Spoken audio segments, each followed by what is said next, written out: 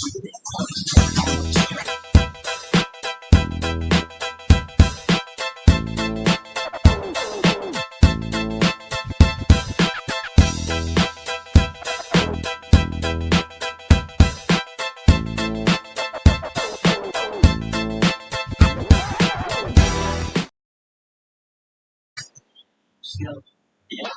right, welcome back to Straight Talk, and it's a live one tonight, and it involves obviously Africa, Europe, America, Canada, you name it, all of the West or white folk versus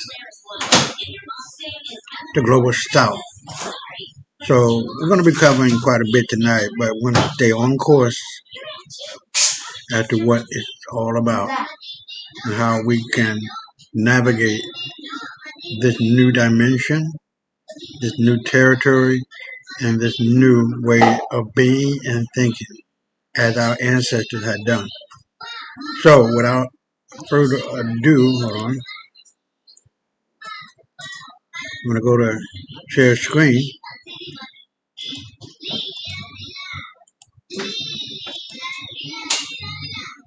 And get it cracking. So listen, I wanted to make a point.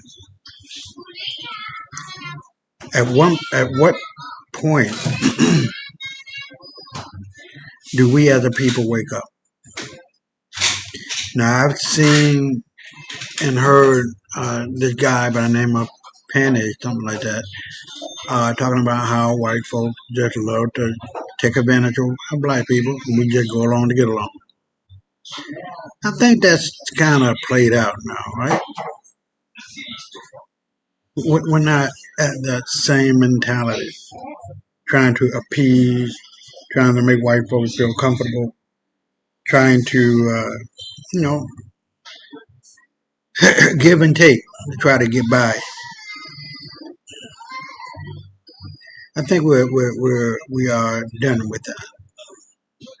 As a matter of fact, I know we are done with it because there's no way, no shape, no how that if we are going to survive and thrive, we need to just come together. We need to be unified. And that is the one thing that white folk, as we know them to be today, because they really are not white. They're troglodytes, tomahawks. And they've been at this shit for ever since they've been here, really. The last 4,000 years. And I'm just giving them another 1,000 years, about the three that they actually been here since they came into existence some 3,000 years ago.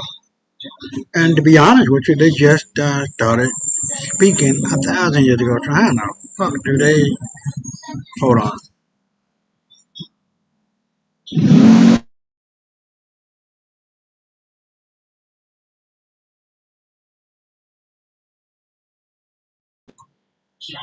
So how do you finagle and finesse the world of black folk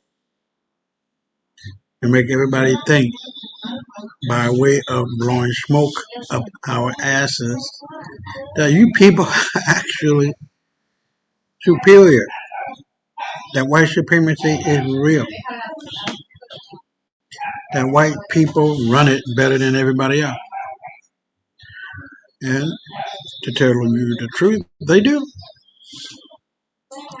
They are superior, superiorly stupid and ignorant in every negative way possible. White supremacy is not what it is. It is an overreaction to black oppression. And lastly, it is incumbent upon us to actually realize that white people ain't shit. They've been faking and hemming and hawing, driving from foot to foot and side to side, hoping that the ruse will never be uncovered. But like I said a billion and one times before, the gig is up.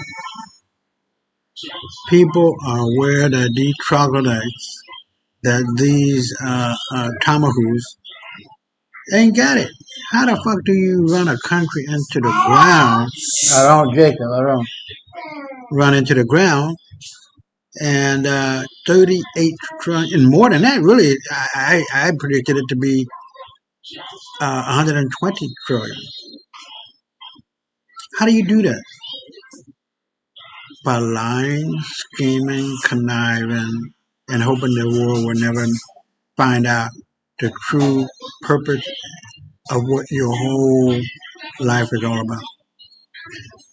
You see, white folks, they love to lie, scheme, connive. I don't give a fuck about your feelings and emotions. I'm here to tell you what the deal is.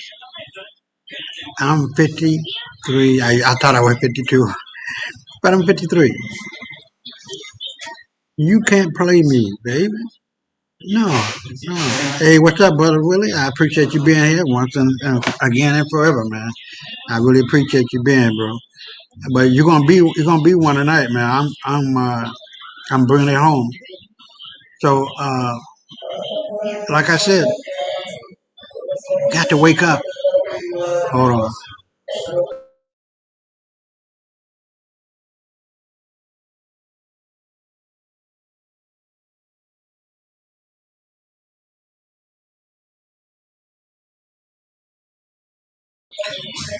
So we got to wake up. We got to realize who we are and the power that we got is just fucking unreal that we don't see this shit for the most part.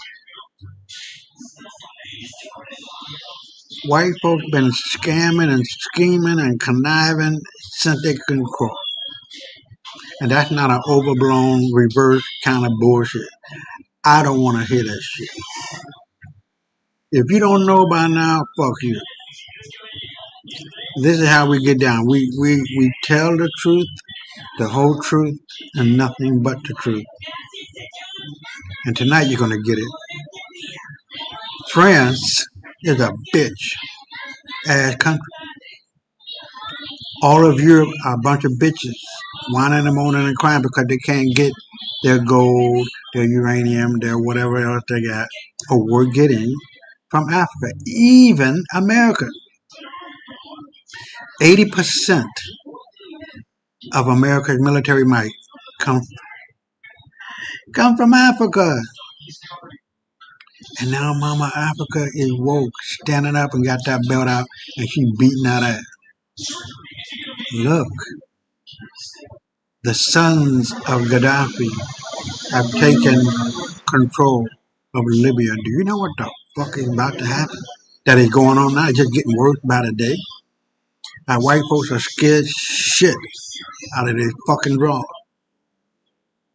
Now you know motherfucking well, all the black folks around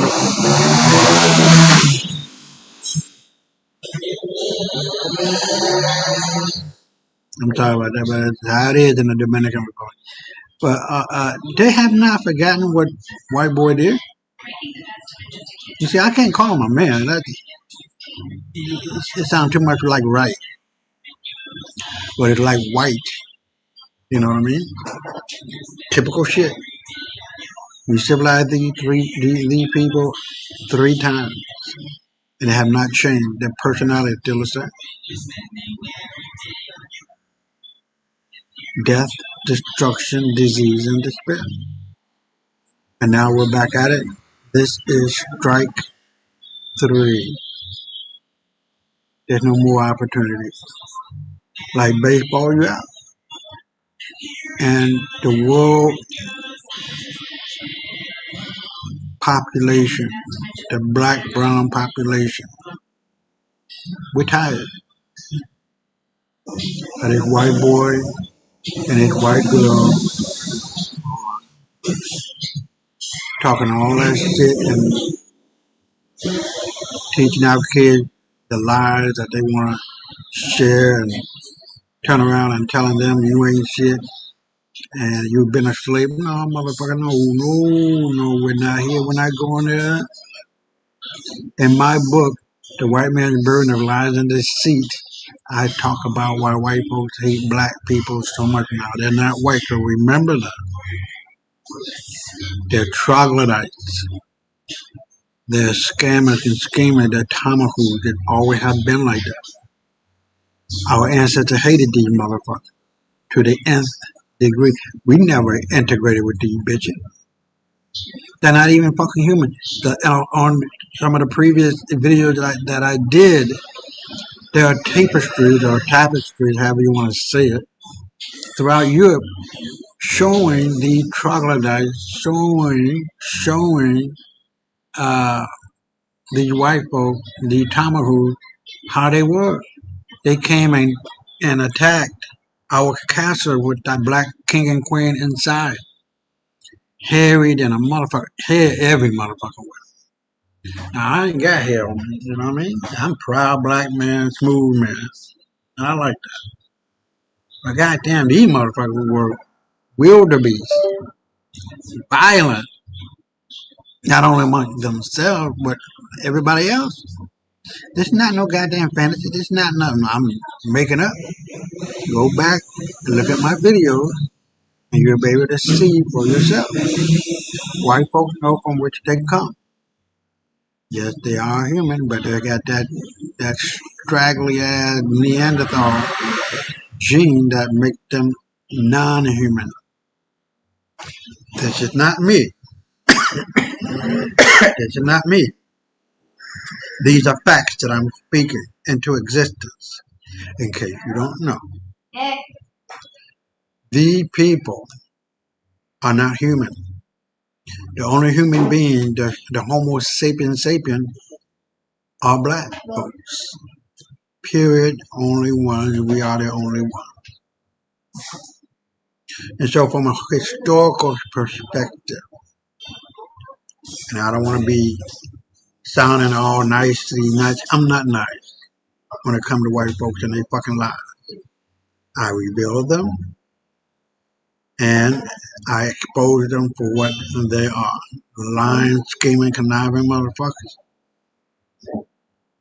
They're the ones who stole $20 trillion from the United States government when the plane supposed to have hit uh, the Pentagon and collected all that money from the Twin Towers falling down and the whole nine.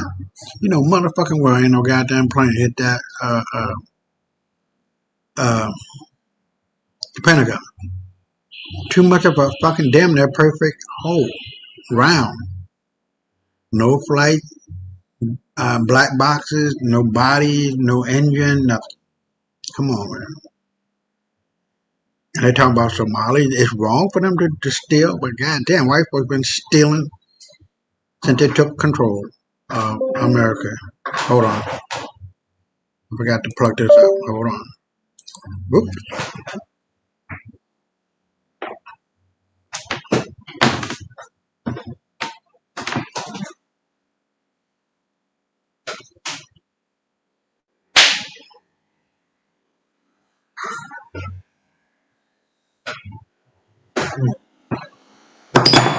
Oops. Making all kind of noise. But anyway, hold on. They've been stealing since day one. How much? I would minimally, wow, through the bust of the economy, the so-called stock market crash that we've had over the centuries. Somebody got the money. Somebody made some money. And I'm looking at about $60 trillion that they done stole. Not only that, I covered the fact that, white boys been running drugs and doing drugs and selling drugs, destroying lives and families and communities and nations with opium. Got rich.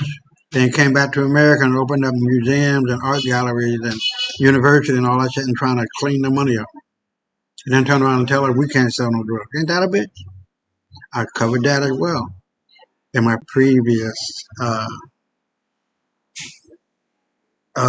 video. So there's a whole plethora of lies and deceit that these people are known to do. They're not holier than thou. They're not gifted with anything. They're mediocre. The most intelligent people on the face of the planet are black folk. Without us, there's nothing. Whatever they got, blonde hair, blue eye, they get all that shit from us. Because we were the first to have it. We're the most genetically diverse people on the planet. White folks are. They are our children. Now, I don't want to say that, but it's factual. But I'm not claiming these motherfuckers for a motherfucking thing. Period. They have earned every disrespect that's coming to them. The sins of the mother and father are always visited upon their children. You reap what you sow, and so shall you reap, and you get what's coming to you. We've gone through their fire. We've seen our kids being burned, stabbed, sodomized vaginally and orally and anally. Our baby being killed and fed to alligators and what have you, crocodile or whatever the hell they were. We've gone through that fire. We've gone through that fire. Now, do you really believe that white folks can tolerate that shit? I don't think no one can. But being the fact that these people are the minority in the world, they ain't gonna be around for too much longer. And the reality is that the vaccine, the COVID-19 vaccine, 85% of the people who took it were white. They were chemically castrated with it. So their numbers have gone down significantly. They're not coming back. They're going to be made into footstools. And to be honest with you, I don't even want to put no goddamn footstool. Fuck it. So tonight, we're going to be covering all of this and a little bit more. And the first thing that I want you guys to see is this. Go get Niger back for me. Neocolonialism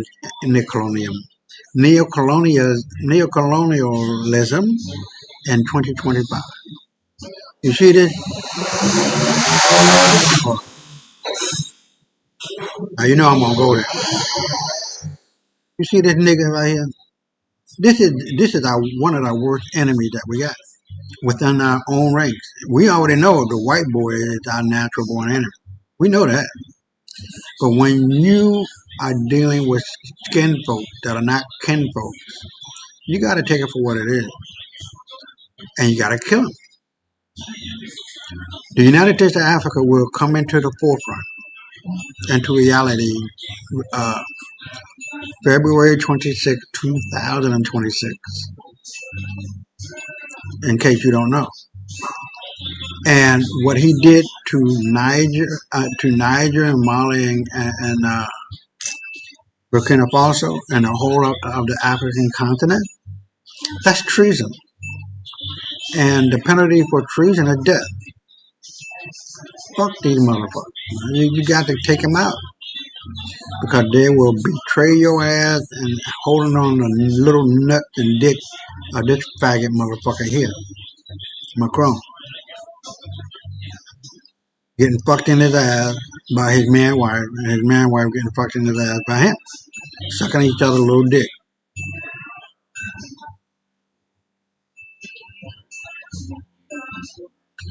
Fuck it.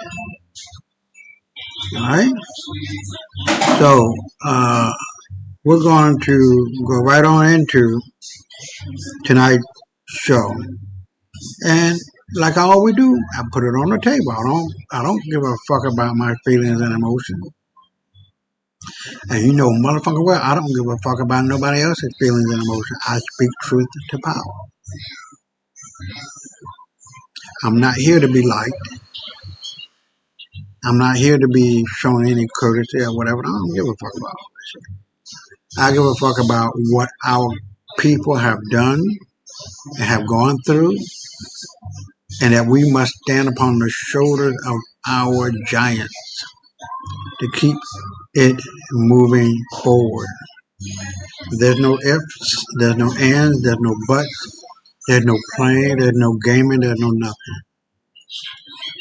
We owe that to our current generation of young kids. We must train up our young kids to take over one day and let the bullshit go. The white boy and the white girl will never tell our children the truth. We must do that. We must take control of their minds, because if we don't, it's going to be the same old, same old. And so tonight, let's go on into the first one. These videos are pretty short, but I think they speak volumes. And I will be right back. Oh, hold on. Let me read what I really want to. Okay, well, let me read this first part. Africa is waking up, and the world is watching. What happened at the dusty Burkina Faso border checkpoint wasn't just a standoff, it was a seismic shift in power. Captain Ibrahim Traore, a young, fearless officer, confronted foreign soldiers enforcing decades-old colonial protocol and refused to back down. He didn't raise a weapon, he didn't shout, yet with calm authority and unwavering dignity, he forced an entire system to step aside. This wasn't just a moment of courage, it was a warning to every foreign power that African sovereignty is not negotiable.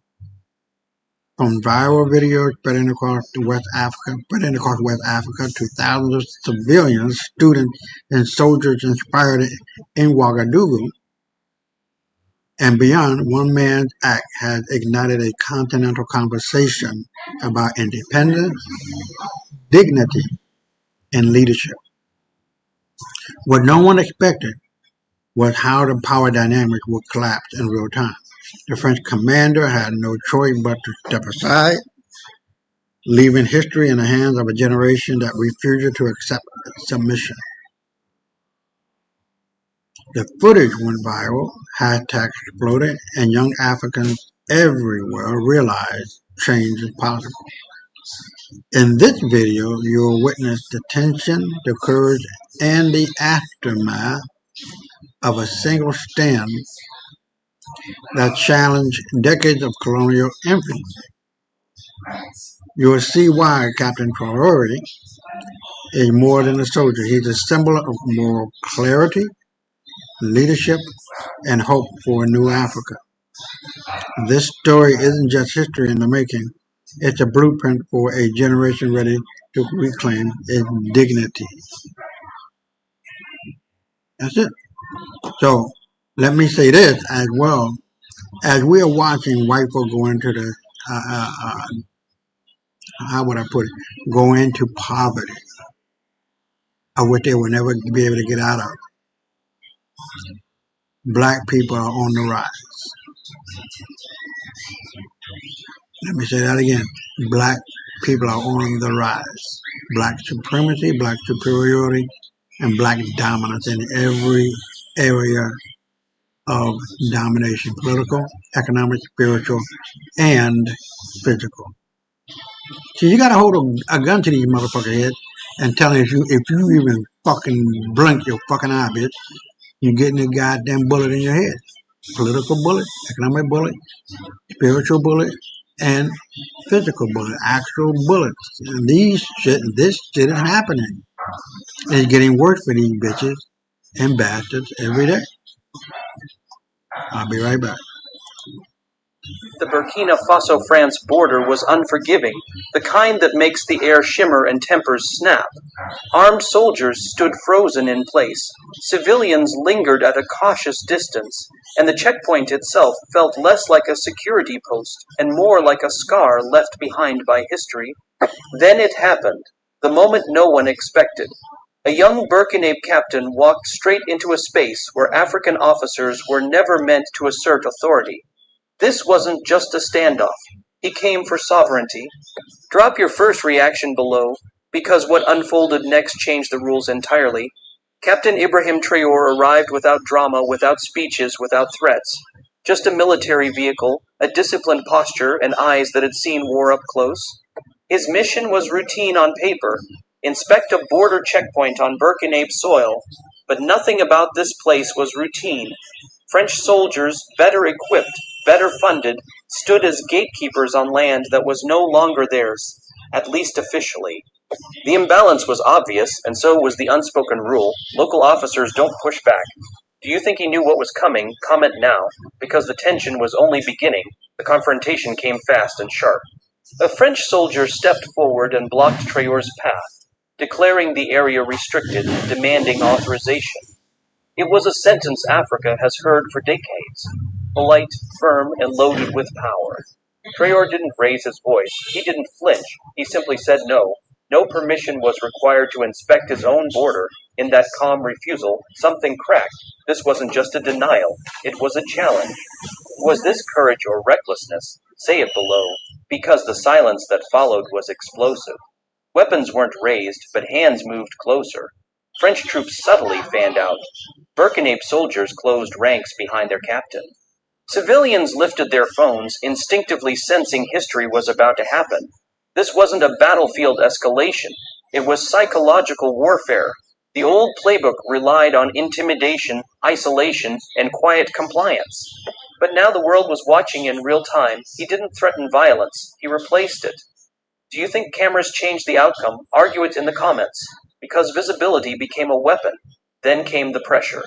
A senior French officer arrived, calm on the surface, condescending underneath.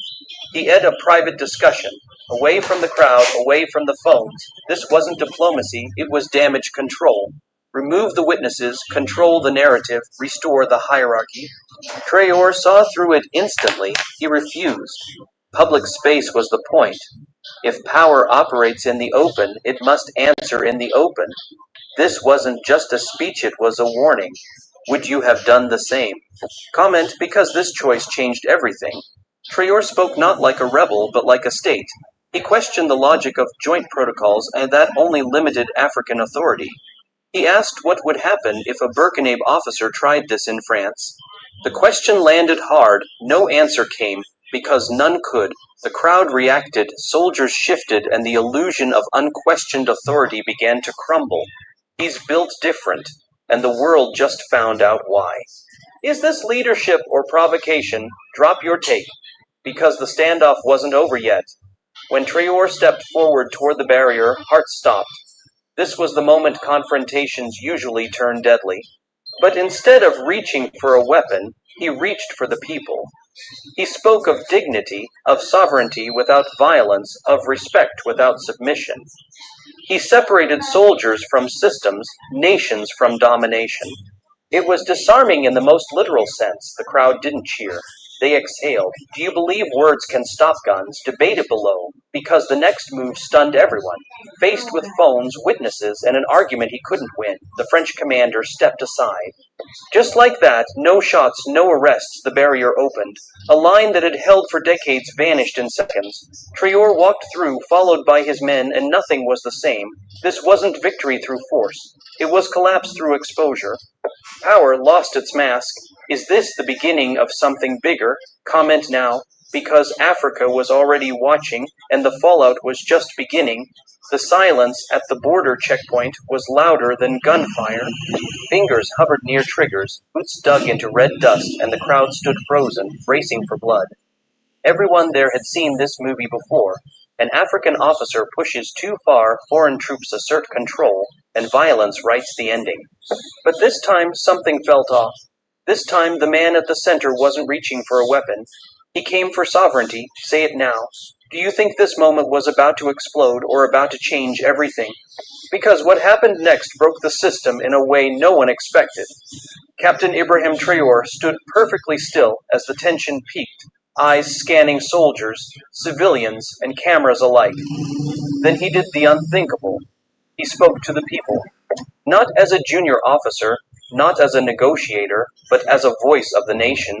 His words cut through the heat and fear with surgical calm. Sovereignty, he said, is not conditional. It is not granted, delayed, or negotiated at gunpoint. Foreign soldiers, he made clear, were not the enemy, but the system that allowed them to decide movement on Birkenabe soil was. This wasn't just a speech, it was a warning. Do you think words can really dismantle power? Comment below, because the crowd felt the shift instantly. In that moment, the moral battlefield flipped. France, long accustomed to command, was suddenly on defense. Traore didn't insult, didn't shout, didn't threaten. He asked questions, simple, devastating questions. Would this be tolerated in France? Would a Burkinabe officer ever be allowed to block French troops at their own border? The hypocrisy hung in the air unanswered. Soldiers shifted uncomfortably. Civilians leaned in. Power thrives on assumptions, and he was dismantling them live. He's built different, and the world just found out why. Is this leadership or provocation? Drop your take, because the pressure was building fast. Then came the real twist, the cameras. Smartphones rose higher as Traore spoke, turning a remote checkpoint into a global stage. This wasn't a private dispute anymore. It was a public trial of legitimacy. Violence suddenly carried consequences no commander could ignore. One wrong move, one shove, one arrest, and the footage would circle the globe within minutes. Moral clarity had become armor. The crowd understood it. The soldiers understood it. The world was now watching. Do you believe visibility is the new power? Argue it below. Because the balance was tipping in real time, as Traore continued, his tone never wavered. He spoke of dignity without hatred, resistance without chaos, sovereignty without war. He made it clear this wasn't about rejecting cooperation. It was about demanding equality. Friendship between nations, he said, cannot exist where one side dictates terms at gunpoint. That line hit hard. Some civilians wiped tears, others stared in disbelief. This was the language generations had waited to hear spoken out loud. Is this the start of a new African voice? Comment now, because the response was immediate and irreversible. The French commander faced an impossible choice: escalate and confirm every accusation of domination, retreat and admit the old playbook no longer worked. Phones kept rolling. The crowd held its breath. And then, quietly, almost reluctantly, he stepped aside. No orders barked, no confrontation, just space. Traore moved forward, unopposed. There were no cheers, no chants. Only stunned silence. A system that relied on intimidation had just been defeated by composure. Do you think this retreat will be remembered as weakness or wisdom? Say it below, because history was already taking notes. As Traore crossed the checkpoint, something intangible shifted. Not territory, not weapons, but belief. The belief that authority must always submit. The belief that silence is safer than dignity. That belief cracked. This wasn't a victory you celebrate loudly. It was one you feel deep in your chest. A reminder that in the modern age, moral clarity beats military superiority. Do you think this moment will inspire others to stand up? Comment now, because the echoes from this speech are only beginning to spread. The moment the video hit social media, Africa didn't just watch, it woke up. A shaky clip from a dusty border checkpoint spread faster than official statements ever could, jumping from WhatsApp groups to TikTok timelines to X feeds across the continent and the diaspora. Captions changed by language but not by meaning. He came for sovereignty. Hashtags exploded. Translations appeared within hours, and suddenly millions were seeing what power looks like when it doesn't shout. Did this clip hit your feed too? Drop where you first saw it, because the ripple was only beginning. Young people were the first to feel it. Students in Dakar, Bamako, Nairobi, and Lagos replayed the moment again and again, not because it was dramatic, but because it was possible. A Burkinabe officer didn't flinch, didn't apologize, didn't escalate, and still won. For a generation raised on broken promises and foreign footprints, that mattered. This wasn't theory from a classroom. It was proof in 60 seconds. Do you think Gen Z saw themselves in that moment? Comment now, because what they did next surprised everyone. In Ouagadougou, the reaction spilled into the streets. Not riots, not chaos, but something quieter and more dangerous to the status quo: confidence. Students organized forums. Civilians gathered in public squares. Soldiers whispered his words back to each other in barracks. Sovereignty, once an abstract concept, entered everyday conversation. People began asking why foreign troops were still needed, why resources left while poverty stayed. This wasn't just support for Traore, it was a referendum on an entire system. Is this unity or a warning sign? Say it below, because the pressure was rising fast. Inside government buildings and diplomatic offices, the mood was very different. Phones rang nonstop, formal complaints were drafted, allies demanded explanations.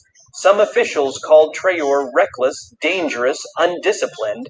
Behind closed doors, the real fear wasn't the incident, it was the precedent. If one officer could stand his ground publicly and survive, others might try, and that could unravel decades of quiet compliance. Do you think the backlash was inevitable? Comment. Because the establishment was already plotting its next move. Rumors spread that Traore might be disciplined, sidelined, or arrested. The response was immediate. Crowds gathered near military headquarters. Online voices grew louder, not in defense of a man, but in defense of a principle. Any move against him, people warned, would be seen as submission to foreign pressure. The balance of power had shifted, and everyone felt it. Would arresting him have ignited something bigger? Drop your prediction, because this standoff had moved far beyond a border. When Traore finally spoke publicly, he refused the hero label outright. He didn't celebrate, he didn't posture. He framed the moment as duty, not rebellion, something any officer who respects his people should do. He redirected praise away from himself and towards citizens who had endured decades of quiet humiliation. This wasn't just humility, it was strategy. He wasn't building a cult of personality, he was anchoring a movement. Is this why his message resonated so deeply? Comment below. Because his restraint was just as powerful as his stand, behind the scenes, militaries across the region took notice. The incident entered classrooms and briefings not as a tactical case study, but as a lesson in moral leverage. Officers studied how calm language, public space, and legitimacy could neutralize superior force. The assumption that African authority would always defer was cracking. He's built different, and the world just found out why. Do you think this changes how future officers act? Debate it, because doctrines don't change quietly. Years from now, historians won't call this a revolution, they'll call it a moment, a single act that redrew the limits of what seemed possible. Not because it ended foreign influence overnight, but because it proved it could be challenged without bloodshed. One calm act of courage shifted the psychological map of power. Is this the beginning of a new African leadership model? Drop your final take, because the aftershock of that day is still moving, and the next chapter hasn't been written yet. All right, so we're going to go on to the next one, but I want to give a little bit more clarity. And, hold on.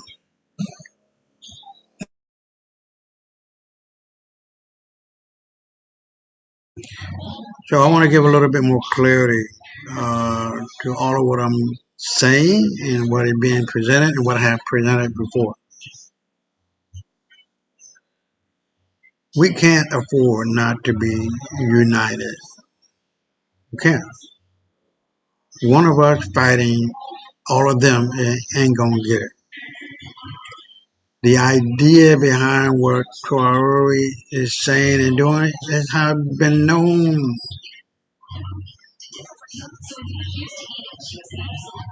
And it's important to understand that we are the richest people in the world, spiritually, mentally, emotionally, physically. There's nothing better than being black. That melanin is a motherfucker. Do you understand? And they want it, but they can't have it. So, fuck them. It ain't about them. It's about us. What we want to do as a people, individually and collectively, all for one and one for all.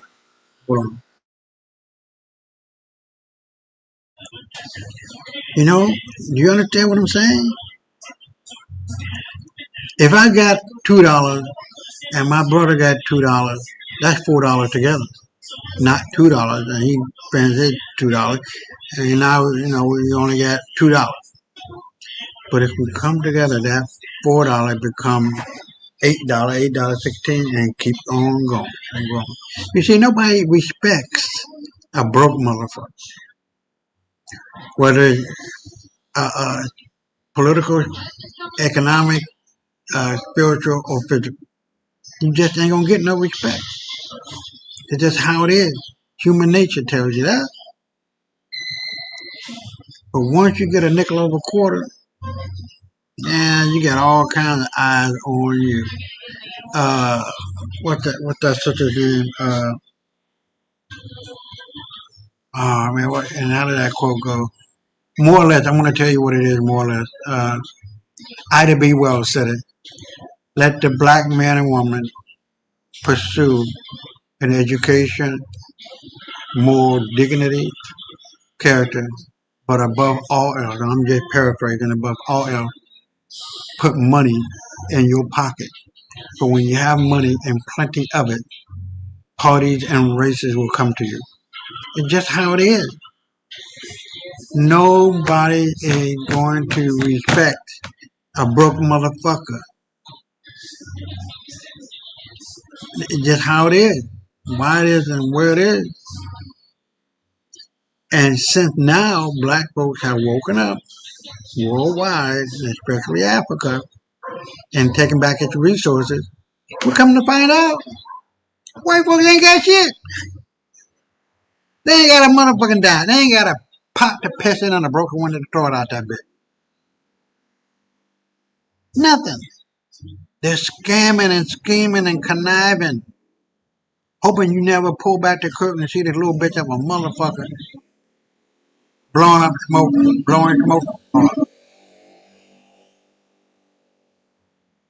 blowing smoke up everybody's ass. Better known as the Wizard of Oz. They ain't shit, never have been shit, never will be shit. They shit because of you, black man, black woman. They done stolen your identity, stolen your culture, your language, your art, your sciences, and everything else. Faking like a you. I'm telling you what I fucking know. This is not no guess from me. And that 10,000 fucking dollars is still on that goddamn table.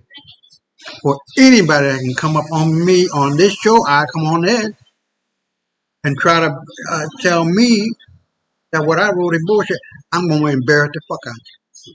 Piers Morgan and whoever other white bastard that want to try to do something. You can't run no game on me, baby. That ain't gonna crack. All we gotta do is just hold up the mirror of truth and let white folk look into it. They're gonna be embarrassed like a motherfucker. These bitches grow tails, motherfucker. Dick Gregory said some little white boy came up to him at the airport and he ran up. Sir. Oh, I'm just paraphrasing. Sir. My mama said that you guys grow tails. He didn't ruffle his feathers and all that and shoot and shot, hoot and hoop. What? Damn. Hooting and shouting and all that. He just tell that little white boy, say, look, go back to your mama and say to her, yes, black men do grow tails. But unlike white boys, our tails grow in the front.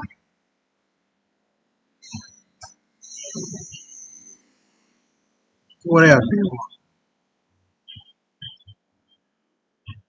It is so very important to understand and to know history because when you know the past, you can predict the. When you know the past, you can understand the present and predict the future. Real fucking simple. But if all you know is some bullshit that they done talked about in school you in, and you done uh, fell for it, hook, line, and sinker, or the white boy had us enslaved, had us uh, uh, uh, in them ships like sardines, and we couldn't do nothing about it because are you fucking kidding me? You, wait, are you fucking kidding me? It never happened. Never happened. We were prisoners of war, bitch. prison, and it wasn't you, motherfucker. It was one of our own. The king of Portugal, the queen of Portugal, the king and queen of Spain took those Jews who weren't white. They have never been white. We converted these bitches into the Hebraic way of life, African Hebraic way of life. Okay, took those Jews, about hundreds of thousands, to West Africa, and over the 1492 with the Inquisition when it first started, and the slave trade started in the early 1500s, like 1515, somewhere around there. But they were black on black crime, and this is the reason why we say they wanted to convert the Jews to Christianity. It was a religious war, you stupid motherfucker. There were no fucking slave ship with Africans on it. These were Europeans wanting the wealth of the Jews who were black from the Middle East or Northeast Africa, Portugal, and Spain. From there, they were transported. What, did I just say transported? Yeah, transported. From there to the Americas. And that's why it's commonly known that the African American, the Negro, are Jews intermixed with American Indians who were black. The Negro, the word Negro didn't come from white folks, although black in Spanish means negro. It was given to our people by the chief rabbi of Portugal. If you ever go to Portugal, if you do any motherfucking traveling, if you need to be trying to do that, you will find a black village, better known as the Negro village. These Jews, our ancestors, were so black that they did not even dare even think about mixing with these fake ass wannabe Jews.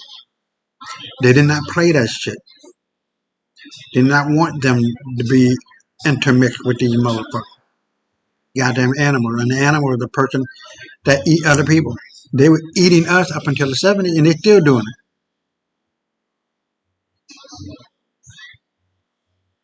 So no, the first few so-called Africans that landed in Virginia in 1619 were black Negroes. Better, what was the name?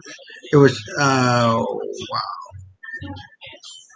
but it was like men and women, and their last name, their last name was Negro, which means they were Jews from the tribe of Judah that were taken into slavery, quote unquote. And this is the reason why I say, and I know, I'm not thinking, I'm not guessing, I know that they were Jews. So let me stop there and we can go on to the next one.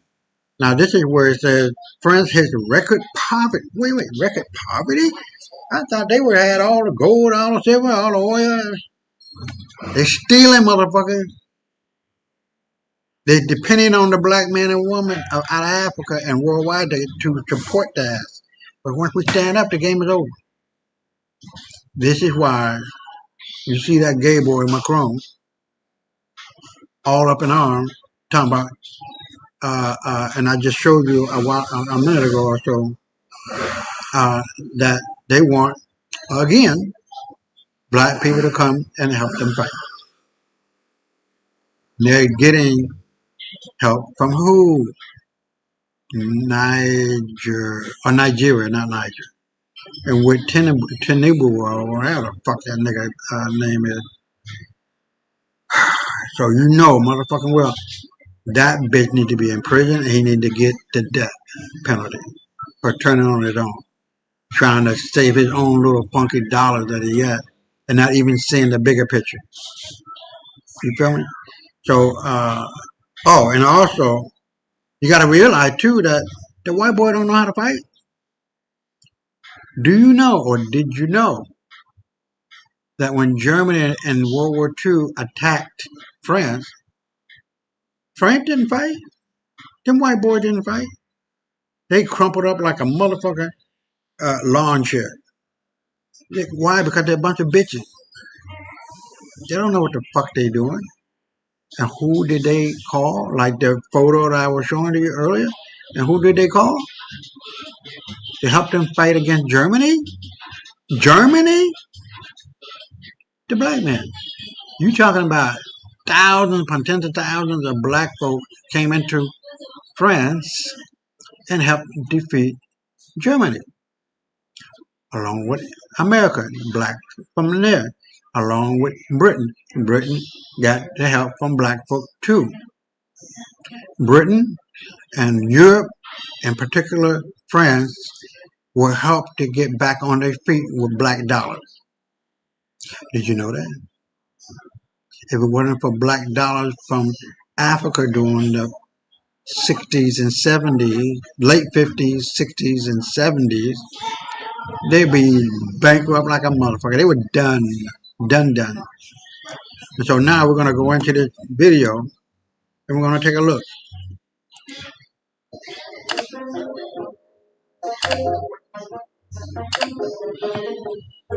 I give no fuck president once said, without Africa, France would become a third world country. For years, people laughed at that statement. It sounded exaggerated, even dramatic. But today, with new reports coming out of France, many are beginning to wonder, was he telling the truth? France is now experiencing its highest level of poverty in decades. Millions can no longer afford basic needs like rent, food, electricity, or healthcare. Homelessness is rising. Young people can't find stable jobs. Pensioners are skipping meals. Everyday life in France is becoming harder, and the timing is no coincidence. This crisis is unfolding at the exact moment France is being pushed out of Africa. From Mali to Burkina Faso, Niger, and beyond, countries that once powered France's economy with cheap resources are cutting ties one by one. In today's video, we dive deep into the shocking rise of poverty in France. We will break down the numbers, examine why life is becoming more difficult for ordinary French citizens, and explore whether the loss of Africa's resources is finally catching up with France, faster and more brutally than anyone expected.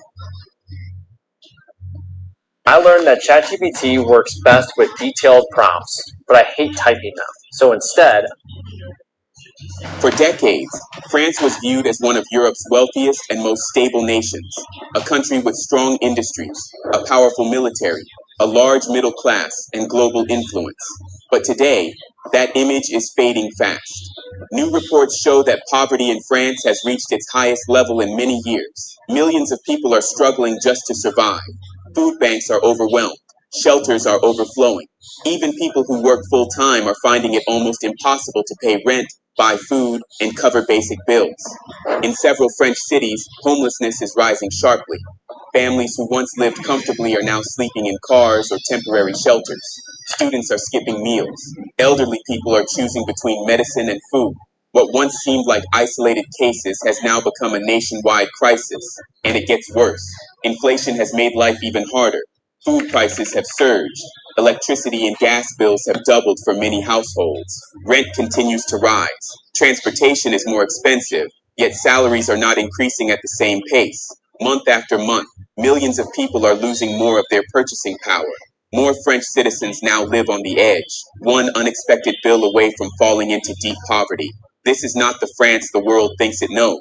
This is a France facing one of its most serious social and economic breakdowns in recent history. At the same time, unemployment remains extremely high among young people.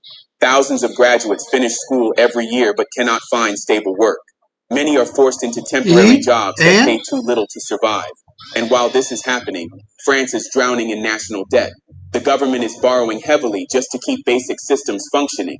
Because of this financial pressure, social benefits are being reduced, taxes are rising, and public support is shrinking. And as always, the poorest communities feel the impact first. The safety net that once protected millions is slowly disappearing. So the big question is this: how did a powerful and wealthy country like France reach this crisis point? To understand the present, we must go back and examine how France built much of its wealth in the first place. and the uncomfortable truth that Africa played a central role in that story.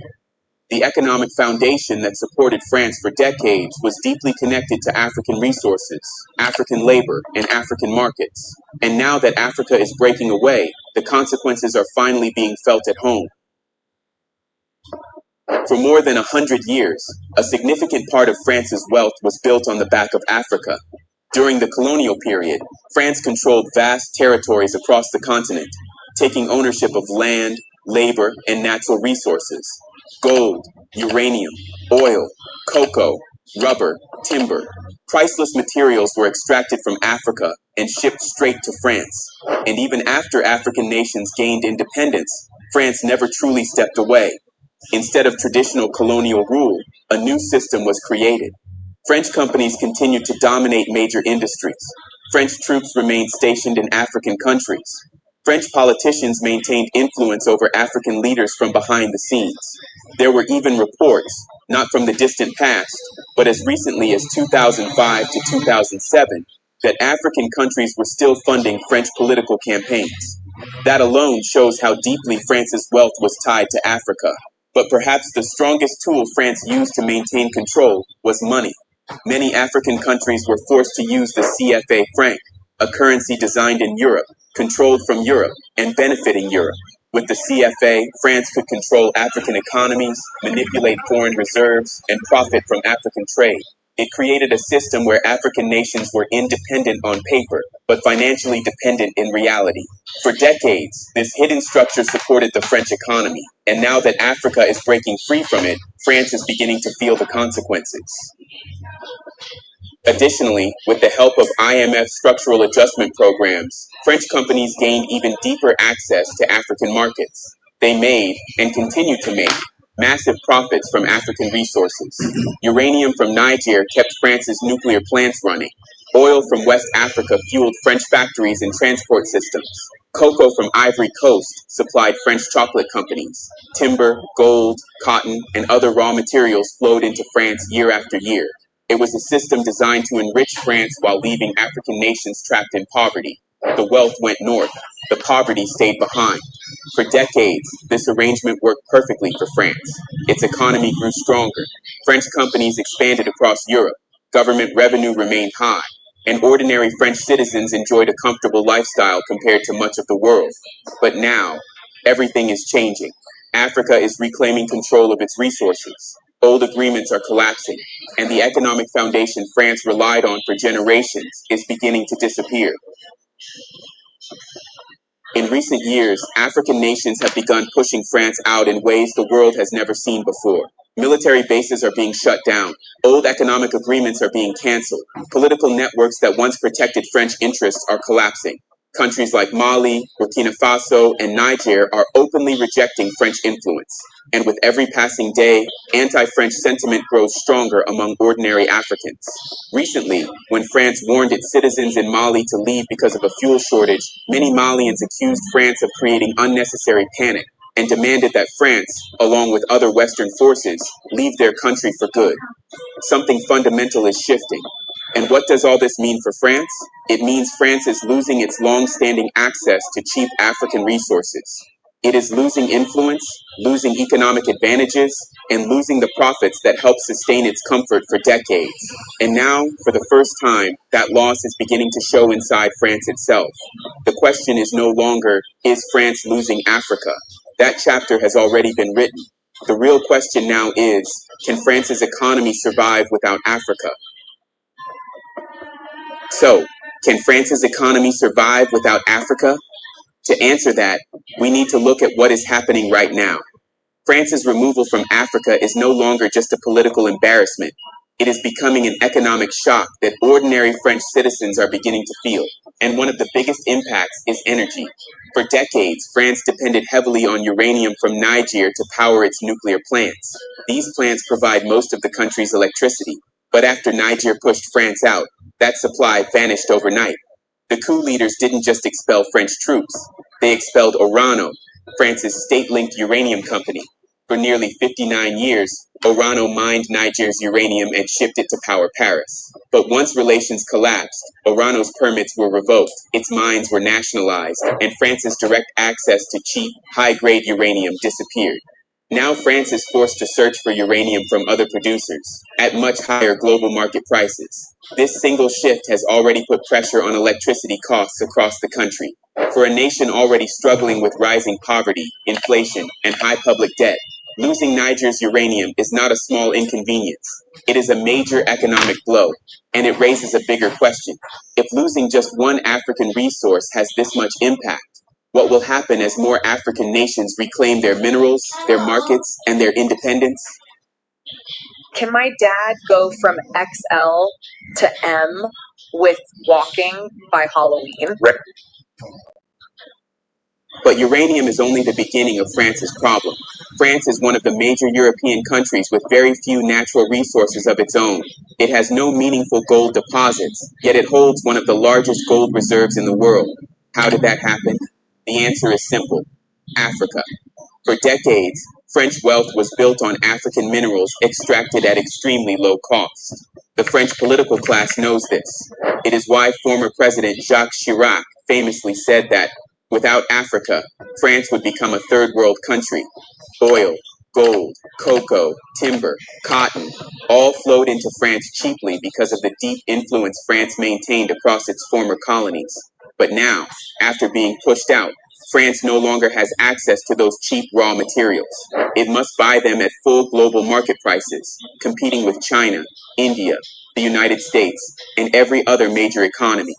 This means French companies now have to spend more on production. And when production costs rise, the prices of finished goods rise too. Ultimately, it is ordinary French citizens, not the wealthy elites, who feel the pain. Higher food prices, higher energy bills, higher cost of living. The very resources that once kept France comfortable are now out of reach, and the consequences are falling directly on the people. Food is becoming another major problem for France. For decades, French companies processed African agricultural products at very low cost.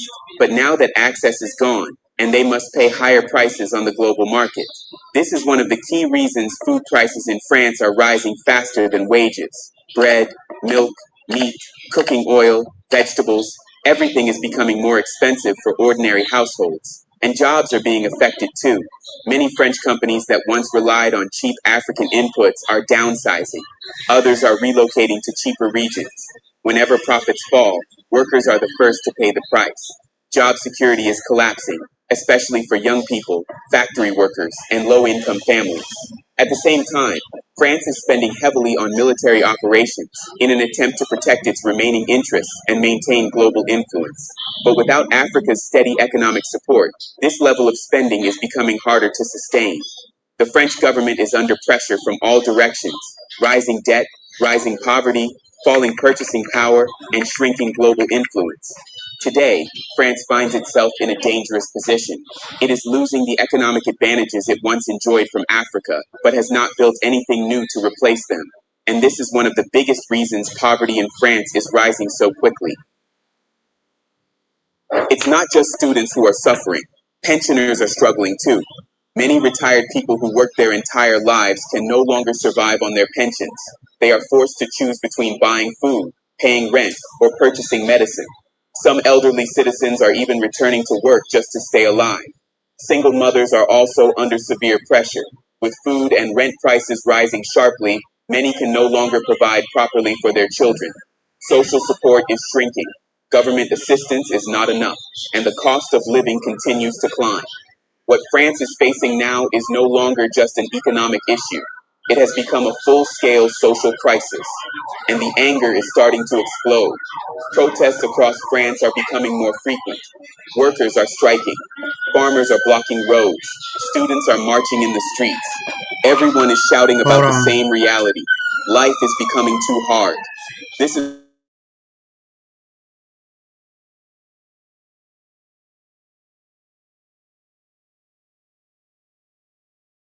declining as a global power. France may not yet be a third world country, but anyone paying attention can see the truth. The country is slowly, steadily losing the global influence and economic strength it once took for granted. Interestingly, for many Africans, what France is experiencing today is not surprising at all. In fact, many see it as the natural consequence of decades of exploitation, political control, and unfair economic systems built on Africa's back. For generations, France benefited from African resources without paying fair value. African nations supplied cheap labor, cheap minerals, and cheap agricultural products. In return, they were left with weak industries, underdeveloped economies, and heavy debt. This system allowed France to become rich while many African countries remained poor. So now that African nations are finally rejecting that model, France is simply feeling the effects of a system that was never sustainable. When Mali asked French troops to leave, it was a major warning sign. Then Burkina Faso did the same. And finally, Niger, one of France's most strategic partners, shut the door completely. These weren't small losses. These countries formed the backbone of France's entire African strategy. Losing them all at once delivered a massive political and economic blow. France also lost key military bases, bases that were never just about security. They protected French business interests, mining operations, and geopolitical influence. Without them, French companies now face aggressive competition from Russia, China, Turkey, and other rising powers. The result is a shrinking French presence in a region it once dominated with ease. What's even more striking is the shift happening among African leaders. Instead of seeking Western approval, many are now openly speaking about sovereignty, independence, and complete control over their own resources. This change is dangerous for France's old system, because that system depended on compliant governments that followed Paris's lead. Now, as Africa breaks away, France is being forced to stand on its own, without cheap resources, without privileged trade deals, and without political influence over its former colonies. And this is where the real weakness begins to show. For the first time in over a century, France must compete like every other nation. It must pay full price for raw materials. It must negotiate instead of command. And it must face economic challenges without Africa acting as its safety net. To many Africans, this moment feels like historical justice, a reversal of the hardships France once helped create on the continent. So the big question now is simple. Can France survive without Africa as its economic advantage? Only the next few years will reveal the answer. But one thing is clear. The world is watching. Africa is rising. And France is entering a chapter it has not faced in generations. What do you think about this historic shift? Let us know in the comments below. And don't forget to like this video, drop a comment, and subscribe for more deep insights like this one. All right, the next video says bold African woman face off with France President Macron and told him to stop stealing from Africa. That's all you got to do. Stop stealing from Africa. That's all you got to do. Stand up and you bitch slap the shit out of them. What they go? I'm sorry, Daddy.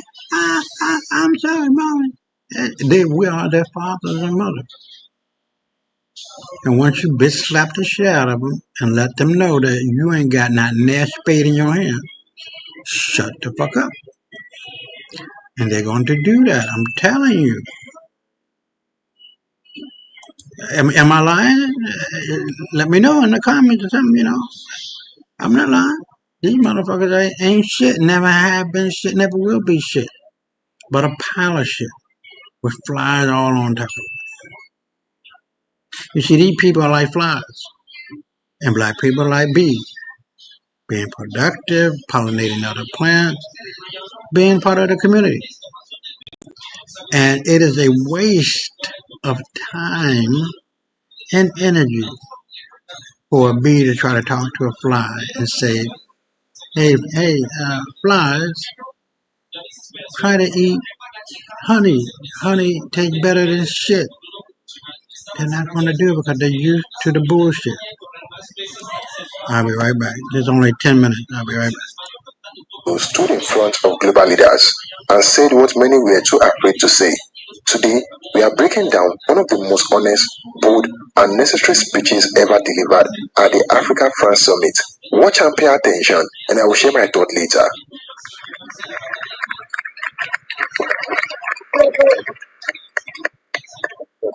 Bonjour, je m'appelle Hello, I'm Adele Oyango. Kenya. And I come from Kenya.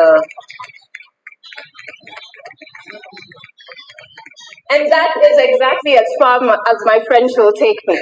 So, I'm really honored and happy to be here today because I think it is no secret that the current relationship between Africa and France is complicated. And in order for us to build a relationship that addresses issues that affect not only Africa, not only France, but the globe, then it's important for us to interrogate this very complicated relationship and ask ourselves three things. One, what is not efficient? Two, what is not ethical? Three, where do we see integrity gaps? And to be able to do these three things, we're going to have to be brutally honest. Hold on. Why pay over $2,000 to create an ebook when this $27 AI does it all?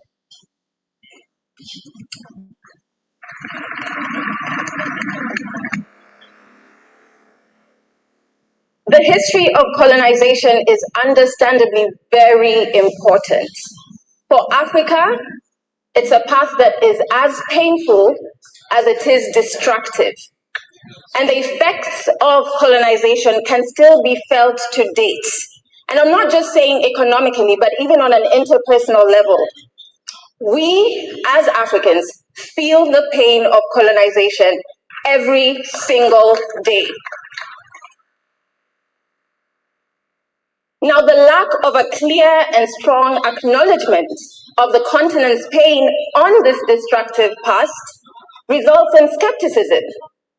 And the absence of actions that will further push the acknowledgement is also a major issue in the current France and Africa relationship.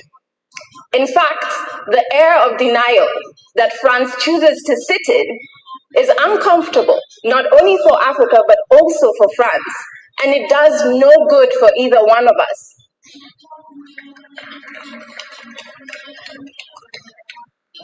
How can you trust the source of your pain when the source doesn't acknowledge it? What we end up with is skepticism on what exactly does France stand for. And so we ask you, Mr. President, how strong can a relationship that is built on pain, that is built on skepticism, and that is built on lack of trust really be? We, not just as a team here, but all of us in this room and the 5,000 who helped with the report and the millions more on the continent and off of the continent want a commitment from you, Mr. President, that you will join us in the eradication of La France Afrique, which is a very unfair dominance, and it has to end. Hold on. Hold on.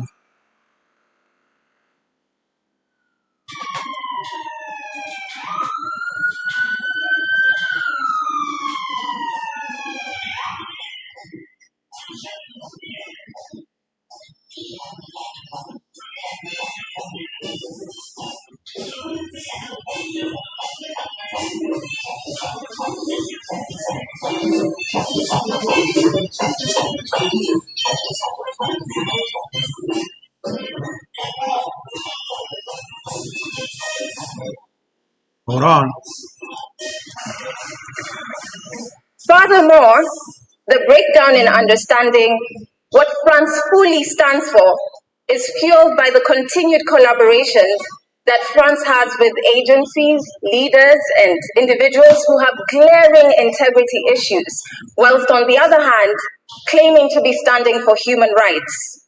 So on one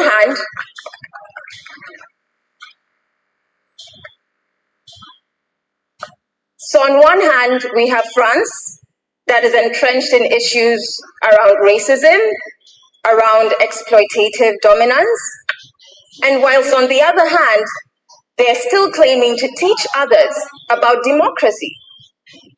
These are two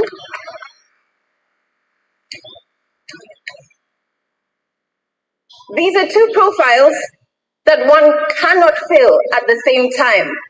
And when you try to do that, we find it rather arrogant. What it creates is a cognitive dissonance, which is that discomfort you feel because of these two conflicting values. It not only doesn't make sense, it is unsustainable, it births a negative perception, and an ambiguity in knowing once again what values does France stand for.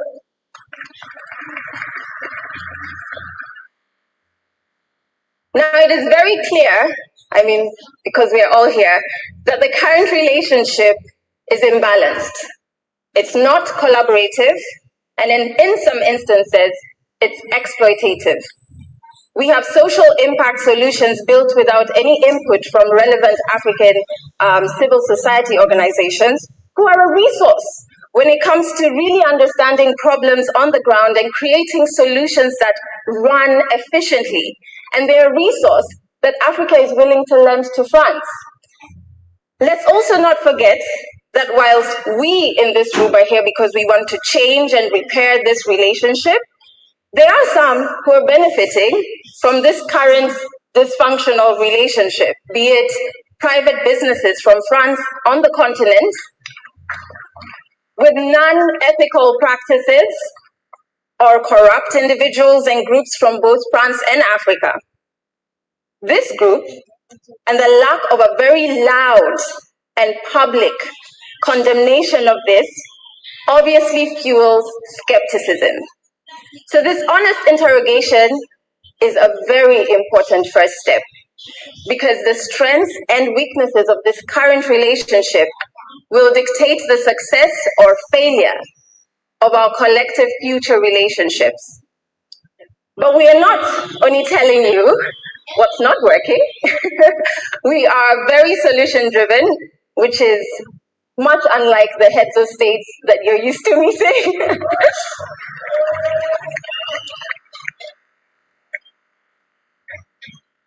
We know exactly what you need to commit to today, and we have a clear path on how we can achieve that. And that is what my brother Arthur will share with you.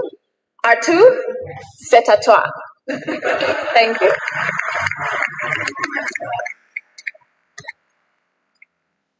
All right, hold on.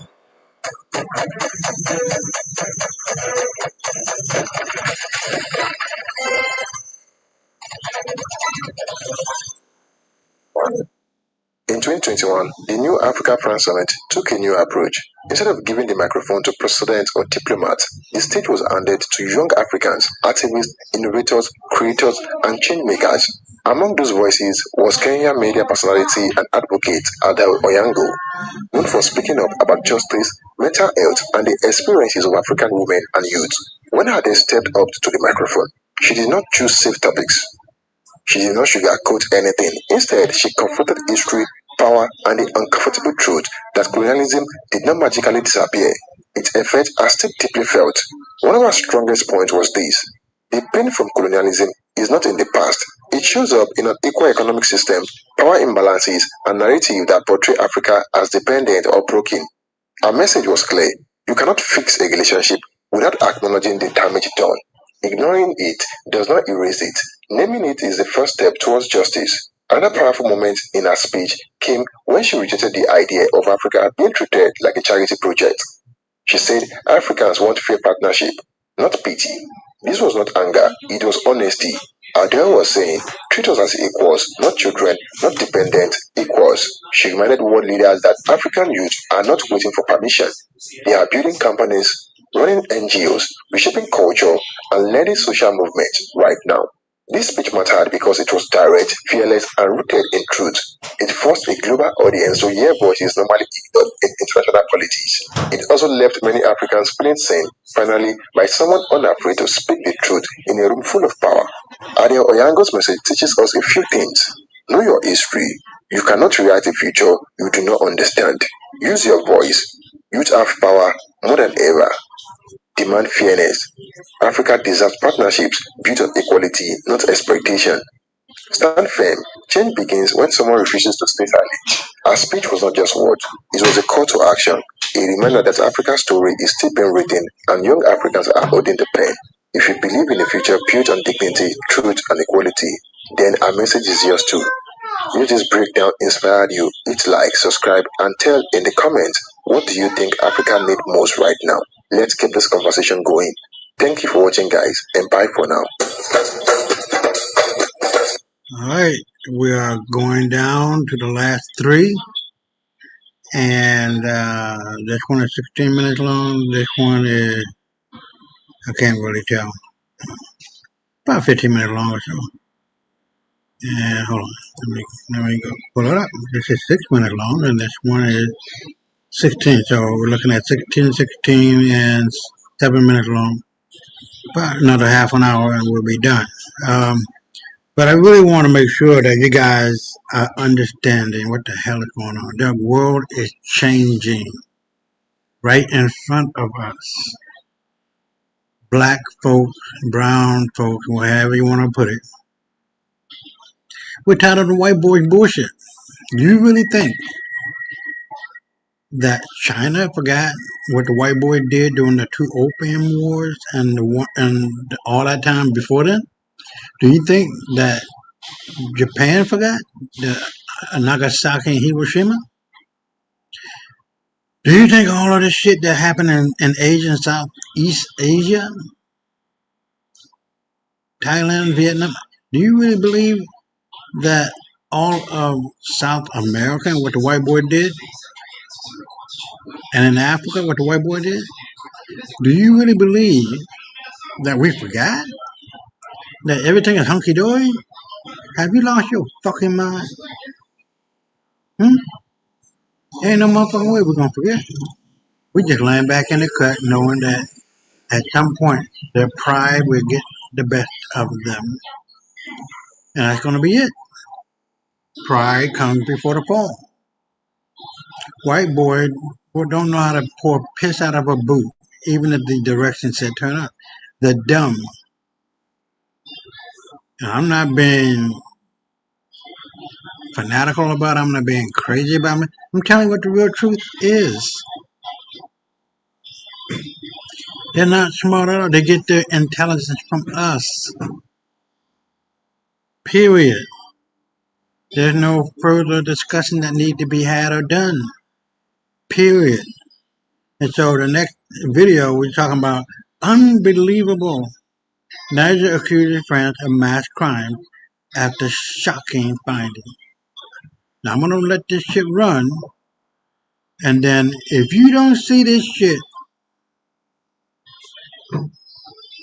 now, after this video, how white folk ain't shit, they're nothing but a pile of shit. I got a pain on my side here. Ain't nothing but a pile of shit. They don't give a fuck. Just like the video called Man, where the cartoon, and you see the white boy going throughout all the world just fucking shit up and polluting and killing. That's some real shit. I don't want to play it, but that's some real shit. They have no feelings or emotion about a motherfucking thing. None. I'll be right back.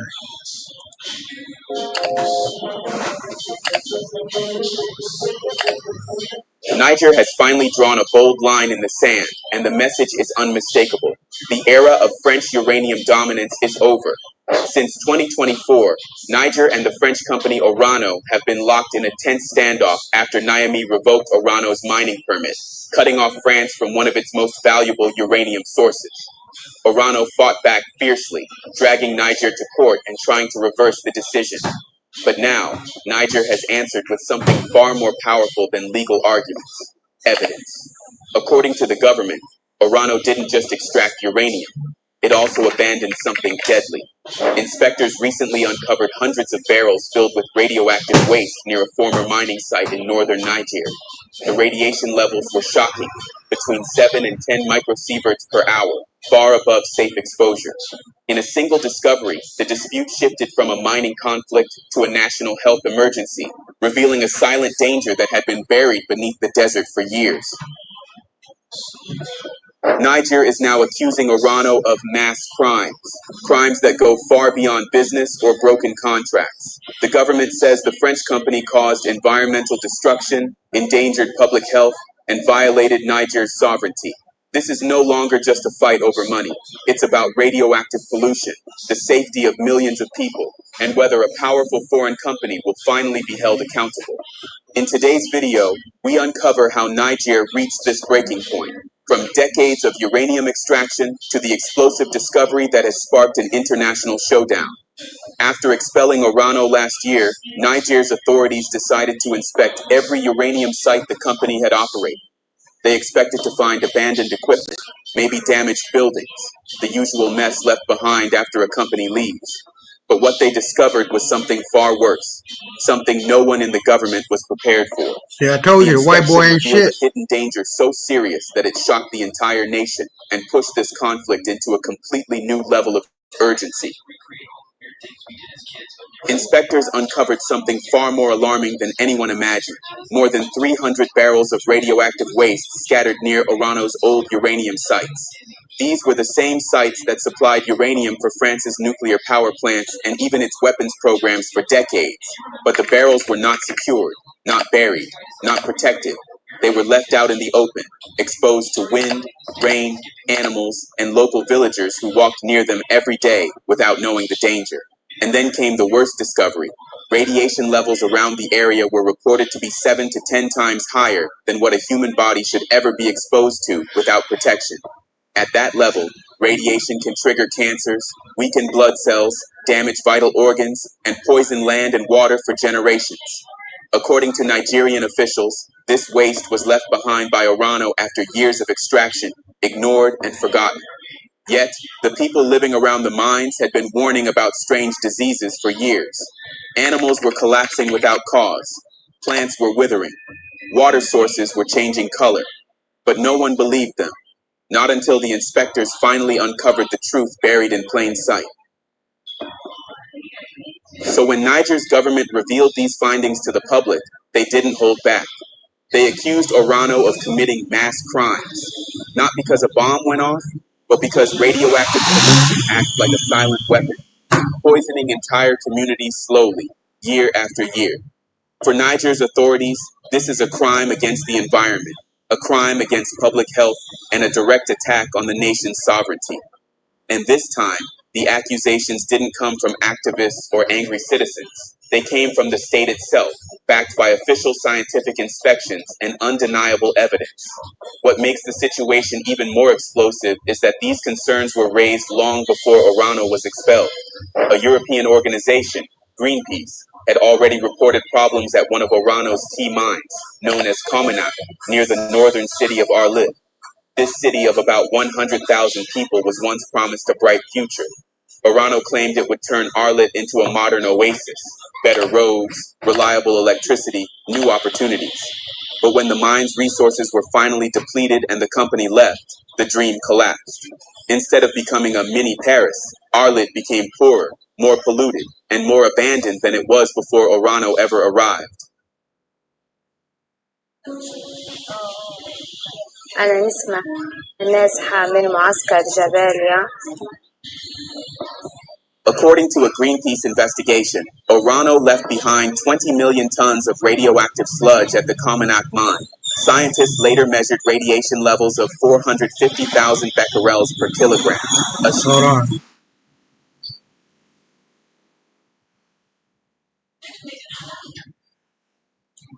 Shocking figure far above what international safety standards allow. This toxic waste releases radon gas, a silent killer that contaminates the air, the soil, and the groundwater across Arlit. And the tragedy is simple.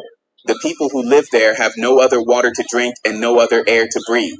Doctors have reported rising cases of mysterious illnesses, skin problems, liver damage, kidney failure, lung diseases, all linked to long-term radiation exposure. Local environmental groups say the damage is beyond anything Niger has ever seen. Our legacy is permanent contamination, There is no wildlife left in the Arlit region, says Mustafa Al-Hassan, founder of the NGO Akjir and Man. And the danger isn't temporary. This radioactive waste will stay active for hundreds of thousands of years. Orano should have sealed the mine, protected the land, and secured the community. Instead, it walked away, leaving behind a toxic footprint that may outlive entire generations. Instead of cleaning up its mess, Orano simply abandoned the mine after draining every last resource and moved on to the next site. All the promises to transform Arlit, better roads, clean water, development, turned out to be nothing but words. Even worse, when locals complained about rising illnesses and when Greenpeace released its alarming report, no one listened. Not the international community, not Orano, not even Niger's former civilian government. Despite the destruction left behind, Orano was never forced to pay compensation. Instead, it kept expanding, mining more uranium, earning huge profits, and powering France's homes and nuclear reactors. But today, under Niger's military government, the truth is finally being exposed, and the world is paying attention. This discovery has triggered a major international conflict, because if these allegations are proven in court, the implications are devastating. It would mean that for decades, while France benefited from Niger's uranium to fuel its economy and energy grid, the people of Niger were left with radioactive waste capable of harming life for hundreds, even thousands of years. This is no longer just a political dispute. It is a story of injustice, survival, and a nation demanding accountability after decades in the shadows. But this isn't just an allegation. The evidence speaks for itself. Orano has operated in Niger for more than 50 years, yet during all those decades, Niger remained one of the poorest nations on earth. Most Nigerians still lived without electricity, even though their land supplied the uranium that powered France's nuclear plants and weapons. Every independent report points to one conclusion: the French nuclear giant brought more harm than development. And before the coup, Orano had become more than a company. It was an extension of France's soft power. Through its deep ties with Niger's political elites, it influenced decisions, shaped policies, and protected its monopoly, while ordinary Nigerians stayed trapped in poverty. In the early 2000s, President Mamadou Tanja tried to challenge this system. After watching Orano enjoy a 4-decade monopoly and pay almost nothing back to the communities it affected, he attempted to rebalance the partnership. In 2007, he made a bold move. He struck a deal with China's Nuclear International Uranium Corporation to open a new uranium mine. It was Niger's first real step toward breaking French dominance. But guess what happened next? 3 years after President Tanja tried to break France's uranium monopoly, he was removed from power in a coup that many reports say was quietly backed by Orano. And when you remember that Orano is largely owned by the French government, the picture becomes clearer. The company was not only mining uranium, it was acting as a silent arm of French influence inside Niger. For decades, it operated in the shadows, shaping decisions and protecting French interests while Niger struggled in poverty.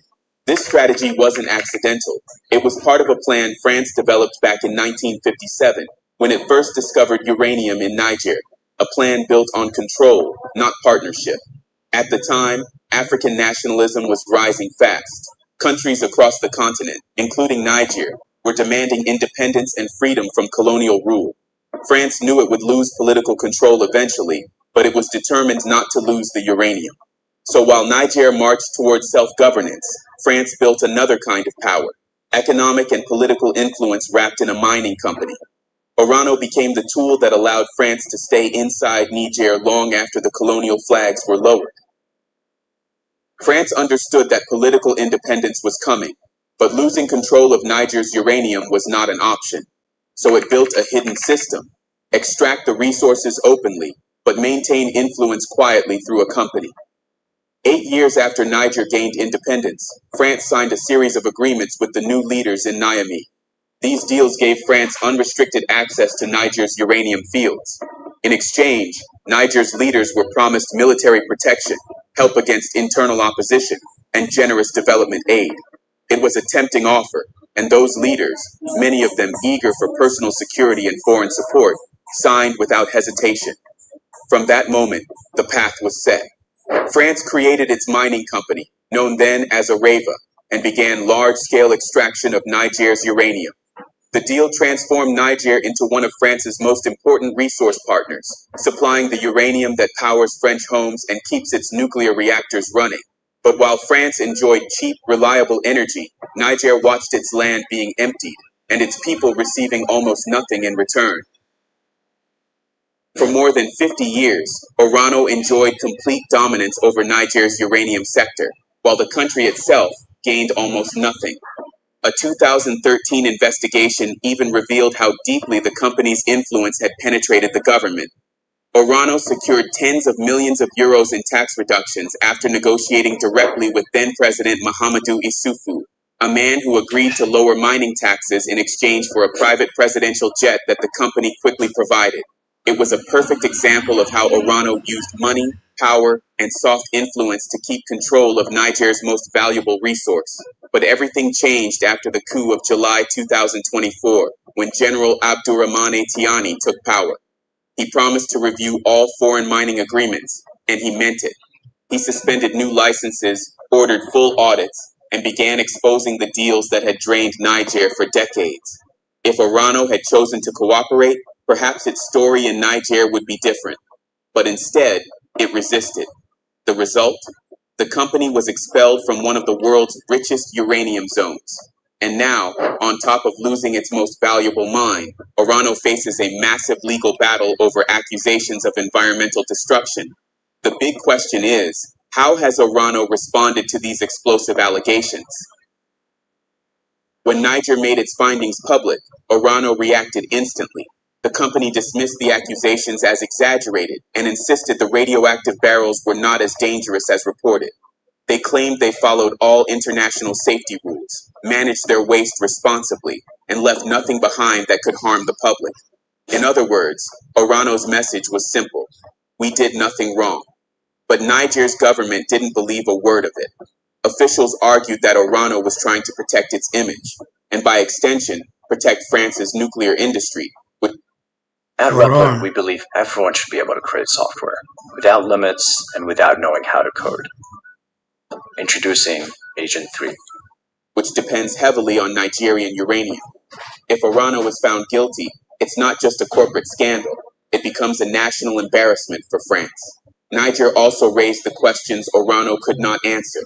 If everything was safe, why were hundreds of dangerous barrels left outside in open areas, exposed to wind, animals, and villagers?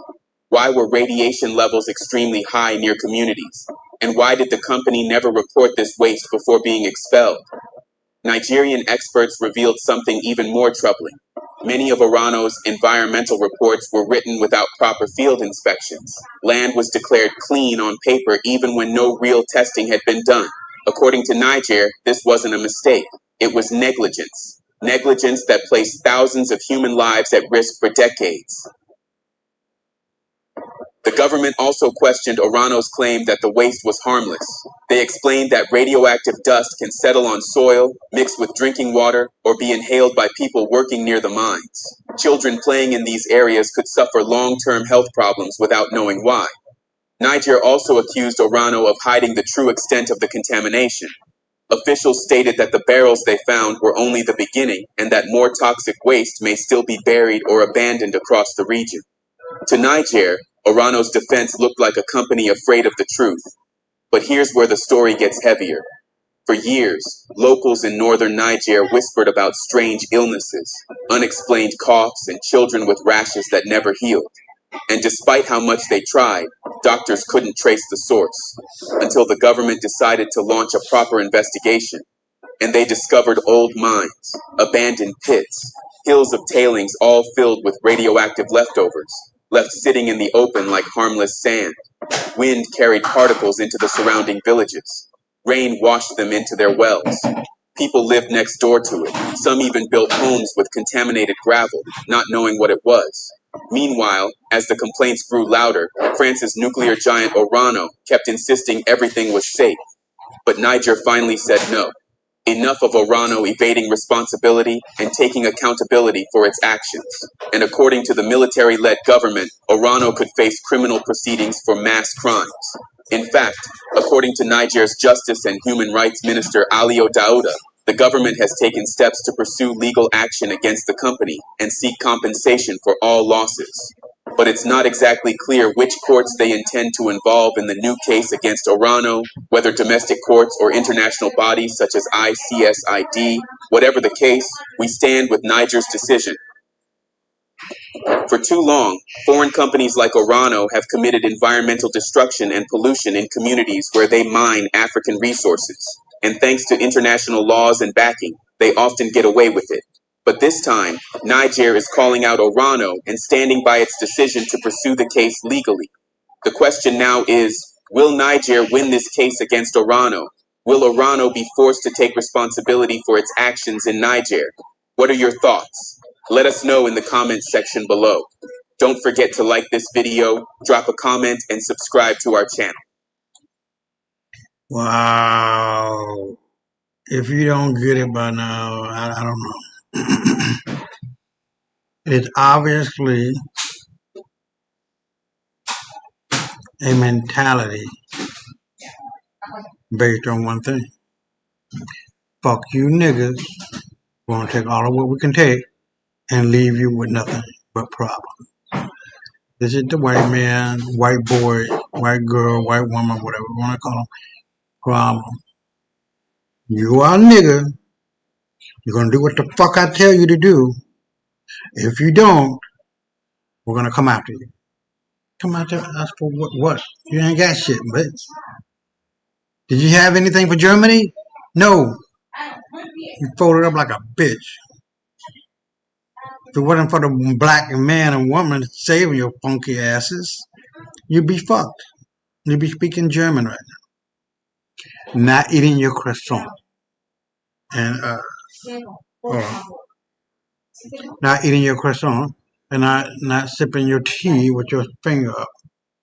Man, fuck you bitches, man. And this is why Africa needs to speak up, speak out, and speak on the subject. You a nigga. Nigga. We don't need to respect you, nigga. We don't need to honor you, nigga. You're beneath me. You worthless piece of jungle trash, jungle bunny, coon, monkey. Hell, their friends had black citizens from Africa in human zoos. But no, you don't want to talk about that. That's in the past. Well, we're good to go. White people are not like that. Man, fuck you. It is time to realize who these people are. They're not for us. They're not like us. They're not built like us. To them, we are niggas. Period. No need to respect you. No need to teach you. Fuck you, your family, your country, your continent. We done took what we need. We rich now. Fuck you, nigga. This is the mindset of these fucking animals. This is the mindset. And when you recognize that and you get over yourself, you let it go. And this is the reason why I say so hardly and so heartfeltly, I guess that's the word, that we need to just band together and fuck them. No. All this kumbaya bullshit gotta go. All this, it's in the past, gotta go. It's always in the present. Never forget what your enemies have done. And are still doing. Now this one is Burkina Faso's army killed dozens of terrorists in major operations. This is what Traore is doing. Killing people who look like him because they're not like us. They're not for us. They're for the white boy because they think if they see a white boy in control, everything's okay. It's not okay. You see that with the filth of the Orano uranium mine. They didn't give a fuck. They took it. What they could take. And said, fuck you, nigga.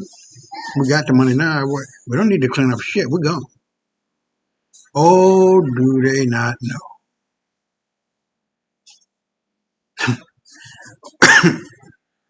Oh, do they not know that we are on that ass and we're not going to get off of that ass until we bankrupt the shit. Well, they already bankrupt. Take away our gold out of Europe, all of it, and bring it right back home. And like I said, if you think Libya don't forget, and his sons, the Gaddafi sons, forgot what they did to their father, you're a motherfucking fool. Obama's life is on the line. Hillary's life is on the line. Every motherfucker involved in that shit. Your days are counted. Period. And so we're going to get into this video. It's 16 minutes long, and then we got one after that, which is 7 minutes long. Oh boy, I'm getting tired. But I love what I do, and I'm glad that at least 1, 3, 10, 15 people watch it. It's worth it because you never know what that one person can do with the proper information, the proper level of understanding, and what is needed to be done. Because to me, I'm here to tell you, this is my prediction. All of Africa and the United States are going to be owned by Africa. And the children of Africa diaspora. And Macron going to be killed. Period. Not only him and his man wife, I'm talking about all these white motherfuckers all throughout Europe. Y'all going to be, I'm telling you, y'all going to be raped, sodomized, beat up, stabbed, hit with sticks and shit. Because Gaddafi said it. If you kill me, you be opening the door for all of hell, for all of eternity. And now look, you can't close that door now. You can't close it. I'll be right back. Kidnapping Armed Forces, the Rapid Intervention Brigade, the 29th and 30th, and the elements of JNIM that carefully camouflage their outfits in such a way that people that would notice them would think that they were the unified AES forces. Ladies and gentlemen, just the way you look, you watch videos, you see uniforms. These guys too, they watch videos. Oh, they are funders too. So now, the new operational methodology of those guys is they want to start, camouflaging, pretending to be soldiers. So when you see the uniform, it's a sort of, you don't really know who is who. But ladies and gentlemen, unfortunately for these guys, based on the intel we received, a group of terrorists dressed in the Burkinabe and Nigerian military uniform attempted to disguise themselves as the unified army of the AES and infiltrate a military base in the north of Burkina Faso. Okay? The vigilance and intelligence provided by the Burkinabe army allowed them to be exposed. Our men therefore carefully opened fire on them, enabling them to be neutralized as quickly as possible. There was no hesitation in this mission. Ladies and gentlemen, you see this report, it collaborates greatly with the information that got to us from our independent intelligence sources. Ladies and gentlemen, according to the provisional report, as we speak, we have 37 bodies and counting. Did you get that? 37 bodies and counting. 26 motorcycles were seized. Several AK-47 mags recovered. PKM rifles and AK-47 rifles were recovered. CFA franc banknotes were recovered. Improvised explosive device was recovered. Mobile phones and other means of communication, including Starlink and much more. Okay, so ladies and gentlemen, this is a very, very beautiful information. According to what we heard precisely from our own intelligence source, They said immediately they discovered, the movement of these terrorists before they could even get close to the Burkinabe position. A calculated precision strike that was fired from a mechanized artillery, right, to their location was carried out multiple times. Ladies and gentlemen, according to the information we had, that some of the injuries that you all must have seen on X or whatever was created as a result of the shrapnels that flied out of some of those artillery shells. Ladies and gentlemen, even before the infantries of the Burkinabe armed forces moved in on them to wipe them out, the artilleries have already done more than enough damage. Ladies and gentlemen, they said a lot of these terrorists were incapacitated. They couldn't escape. And the ground troop met them, and that was a clean sweep. And ladies and gentlemen, is all she wrote. 72 virgins certified. Ladies and gentlemen, I'm not going to cry right now because this is a great news. But we ain't stopping at that, right? I saw a video online and I thought, okay, we need to talk about it. Watch this video. The future of this world is African. Allow me to say this once again a little louder for those of you in the back. The future is African. That's Assimi Goita right there. And that is the voice of John Dramani Mahama, the great president of Ghana, talking about the future of Africa belonging, the future belonging to Africa. Well, I have to tell you something, right? You say this word of the future belonging to Africa and all of that. What future are they talking about, right? And when people talk about the future belonging to Africa, there is another saying that when Nigeria wakes up, Africa, but I can guarantee you as a Nigerian speaking to you that, based on the current gradients of geopolitical development, I can tell you that Nigeria is off the radar. When you are talking about people that are going to make it to the leaderboard, you're talking about the countries made it to my Mount Rushmore in Africa right now. You talk about Burkina Faso, you talk about Mali, you talk about Niger, you talk about Botswana, you talk about Namibia. There are so many countries that are ahead of Nigeria in Africa right now. When you talk about people that are strategically moving towards that future that we are talking about, you want to see what Nigerian youths are doing? We've seen a lot in Burkina Faso. But ladies and gentlemen, watch this video. We got our science to this shit. Check out. The water water. All right, check out. The water water. All right, check out. The water water. This shit. It is bust. It is shit. It is bust. It is shit. It is bust. It is shit. It is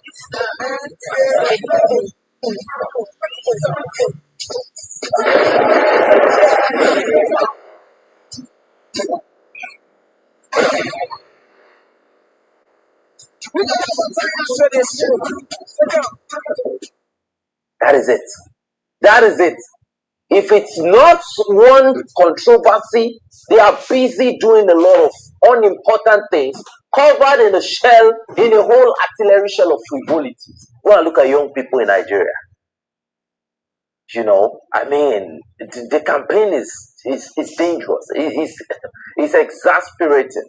So we're getting reports that the Togolese are currently working very hard to ally themselves with the AES.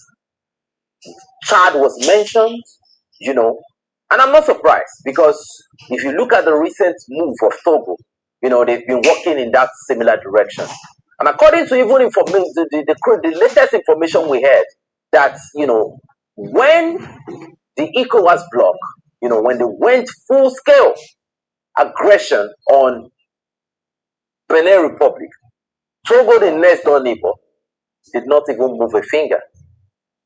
And according to one of the information that we've received now, that Colonel Pascal Tigri is currently safe and sound in the AES state. Ladies and gentlemen, now the billion-dollar question is, who is going to try to go to the AES and get him? you are going to spend the rest of your hours on this earth in jail. That is what it means. I mean, you definitely know that coup d'etat was an anti-imperial coup d'etat. That was why, it wasn't successful. If it was all this kabuki theater type of coup d'etat, you definitely know that it would have been successful. But ladies and gentlemen, yesterday, Captain Ibrahim Traore, during the National Day celebration in Burkina Faso, he said some very important things. And I want you all to listen to this man, because when he speaks, miracles happen. Camarades combattants pour la liberté, l'indépendance réelle et la souveraineté, je vous salue. C'est avec immense plaisir et un sentiment de reconnaissance envers vous, mes compatriotes, que je prends la parole aujourd'hui, la veille de la fête nationale de notre chère patrie. Avant tout propos, j'aimerais donc remercier le bon Dieu qui a fait en sorte que ce jour soit, et pour tous les bienfaits de notre chère patrie durant toute cette année 2025. Et je continue de prier Dieu qu'il étende sa main sur notre patrie. Je rends un vibrant hommage à toutes nos forces combattantes qui aujourd'hui, depuis plus d'1 an, sont lancées dans une offensive audacieuse dans des territoires qui étaient autrefois considérés comme des bastions de l'ennemi et qui sont en train d'effectuer avec brio la reconquête de notre territoire. Plusieurs zones ont été reconquises en 1 mois où nos forces combattantes ont mis pied et s'y sont installées. Toutes les résistances ennemies qui sont opposées à nos forces ont été écrasées. Et nous n'avons connu aucune perte en vie humaine au cours de ces offensives, rien que quelques blessés légers. D'ailleurs, ces blessés à qui je souhaite un prompt rétablissement et à tous les blessés de cette barbarie qui nous a été imposée. La souveraineté n'est pas qu'un mot, c'est un ensemble. Pour atteindre notre souveraineté pleine et entière, il a fallu passer par la révolution. Cette révolution progressiste populaire décrétée est en cours. Le Burkina Faso aujourd'hui est une vitrine, est un modèle. Nous sommes observés, les gens nous suivent et nous n'avons pas le choix que de réussir. Et j'ai ce plaisir de dire que nous sommes sur la bonne voie et que nous allons réussir. C'est pourquoi tous ceux qui se battent pour atteindre cette souveraineté, cette indépendance réelle, je les exhorte à continuer le combat. Et tous ceux qui étaient encore dans le doute doivent rejoindre le bateau et pouvoir conjuguer ensemble nos efforts. Tous ceux qui communiquent pour éveiller la conscience de nos populations doivent encore amplifier la communication, intensifier, redoubler d'efforts. Des exemples nous sont donnés à travers le monde, à travers l'Afrique. Ces organisations africaines qui brillent par leur médiocrité, qui ont des comportements aux antipodes de l'honnêteté, qui ont des comportements aux antipodes de l'africanité, sont des exemples palpables qui doivent nourrir les débats pour pouvoir éveiller la conscience des jeunes. À tous ces opérateurs économiques qui avaient l'habitude, depuis des décennies, d'exporter nos matières premières et de réimporter des matières finies, je les exhorte à changer de logiciel, à comprendre qu'il faut industrialiser notre patrie. C'est là la souveraineté. Ça créera de l'emploi et ça nous permettra de transformer nos matières premières et maintenant devenir exportateurs des produits finis. À tous ces enseignants, ces braves enseignants à qui je tire mon chapeau, qui se battent corps et âme pour transformer les tout-petits, les rendre plus patriotes, plus civiques, les rendre révolutionnaires dans l'âme, je vous exhorte à continuer ce travail, parce que c'est par eux que nous pourrons maintenir le flambeau de notre patrie. À tous ces acteurs du monde de la santé qui font des prouesses aujourd'hui, qui hier nous croyions impossibles au Burkina Faso, je vous exhorte à continuer de vous battre.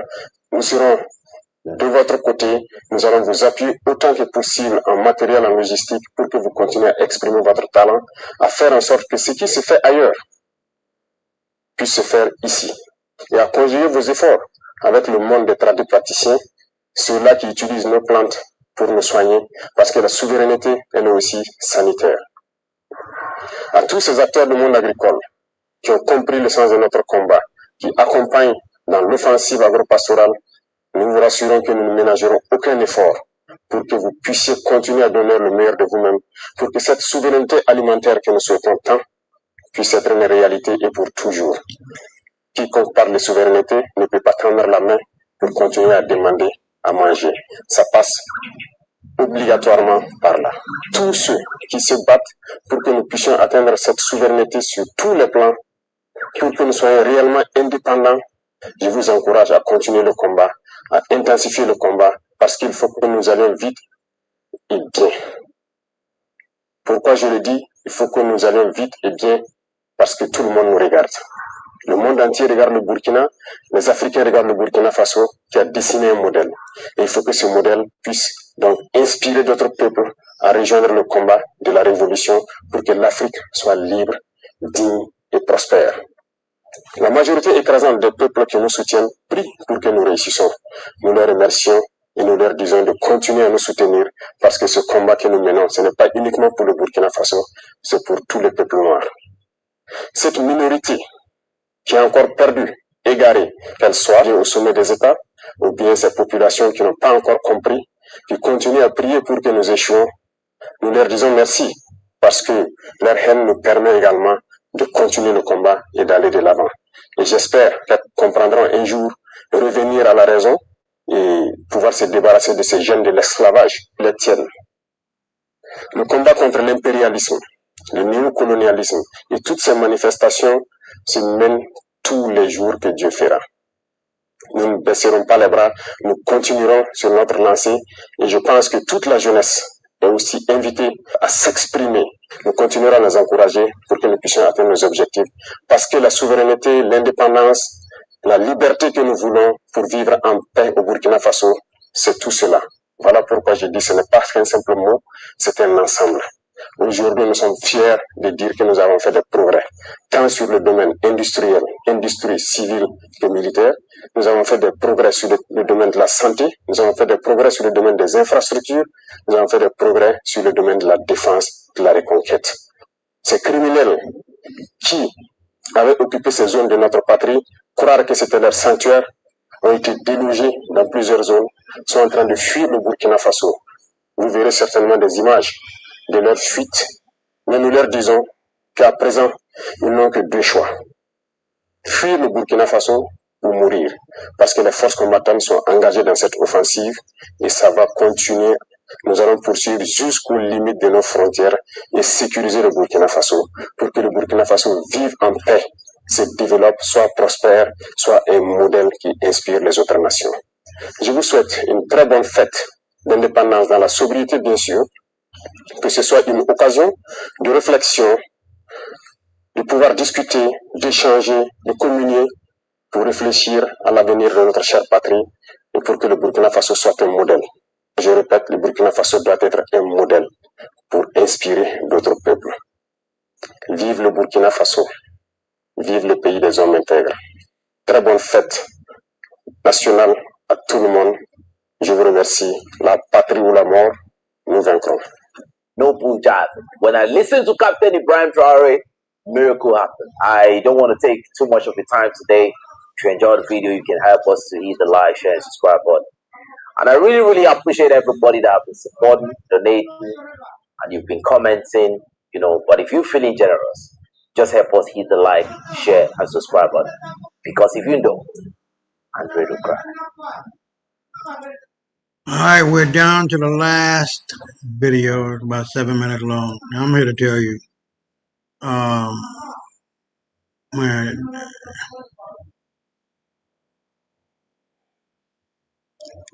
a new day is dawning.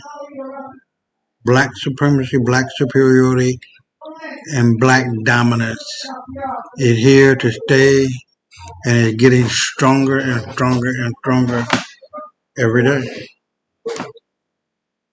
Make no doubt about it. By 2030, February the 26th, 2030, because I'm going by the date in which the initial and the initiation of the United States of Africa come to the forefront in 2026. So you're talking about 4 years after that. It's over, you guys. White folk, the white boy and the white girl went to sleep about 100 years. And it's the turtle and the hare story. You know who won the race. the turtle. The hare thought that, or the rabbit thought that, no problem. We're just gonna go to sleep. We're way ahead of the game. Woke up, heard the celebration going on. Looked down the road, and there, black people were. We won already. Whether they want to accept it or not, know it or not, be it or not, it doesn't even matter anymore. We won politically, economically, spiritually, and physically now. And if they want to come and have this race war, come on. We know you bluffing motherfuckers. Bitch ass motherfuckers. I'm telling you. I don't try to skip, jump, and slide from one foot to the other. I say what I'm going to say, and that's it. The white boy is going broke. He's already broke, really. He's just getting more and more broke. And like I said before, nobody respects a broke motherfucker. They just don't. An individual, a family, a community, a nation, state, continent, whatever. The black man and the black woman, we're not broke. We're the richest people on the face of the planet, and we're the smartest motherfuckers going. This is where they get all of their tradition from. They didn't come up with that bullshit. They didn't come up with it. They stole it from us and then turn around and say, we ain't shit. Ain't that a bitch? So, we're going to go on here. Let me go back. We're going to go on here and wrap it up, and I give my final comment, and I'll be right back. Nigerian news has been buzzing over a situation involving the Nigerian military and Burkina Faso. And now, we have Portugal getting dragged into the conversation. So, sit tight, make sure you like this video, and subscribe if you haven't already. Uncle Tom, because what you're about to hear is definitely a twist in the whole narrative. So here's what went down. It all started when a Nigerian military aircraft made an emergency landing in Burkina Faso after allegedly crossing into their airspace without permission. The Burkinabe authorities decided to ground the aircraft, and the Nigerian military personnel on board were held. Of course, this caught the attention of many people, especially since these kinds of situations between countries don't happen often. The Nigerian government then came out and made a statement to explain what happened. They claimed that the aircraft was actually headed to Portugal. The Nigerian government stated that the aircraft had made an unauthorized crossing into Burkina Faso's airspace, but that it was supposed to be on its way to Portugal, presumably for some diplomatic or technical mission. They said it was just a mistake in navigation, and it wasn't anything sinister. Naturally, when the story came out,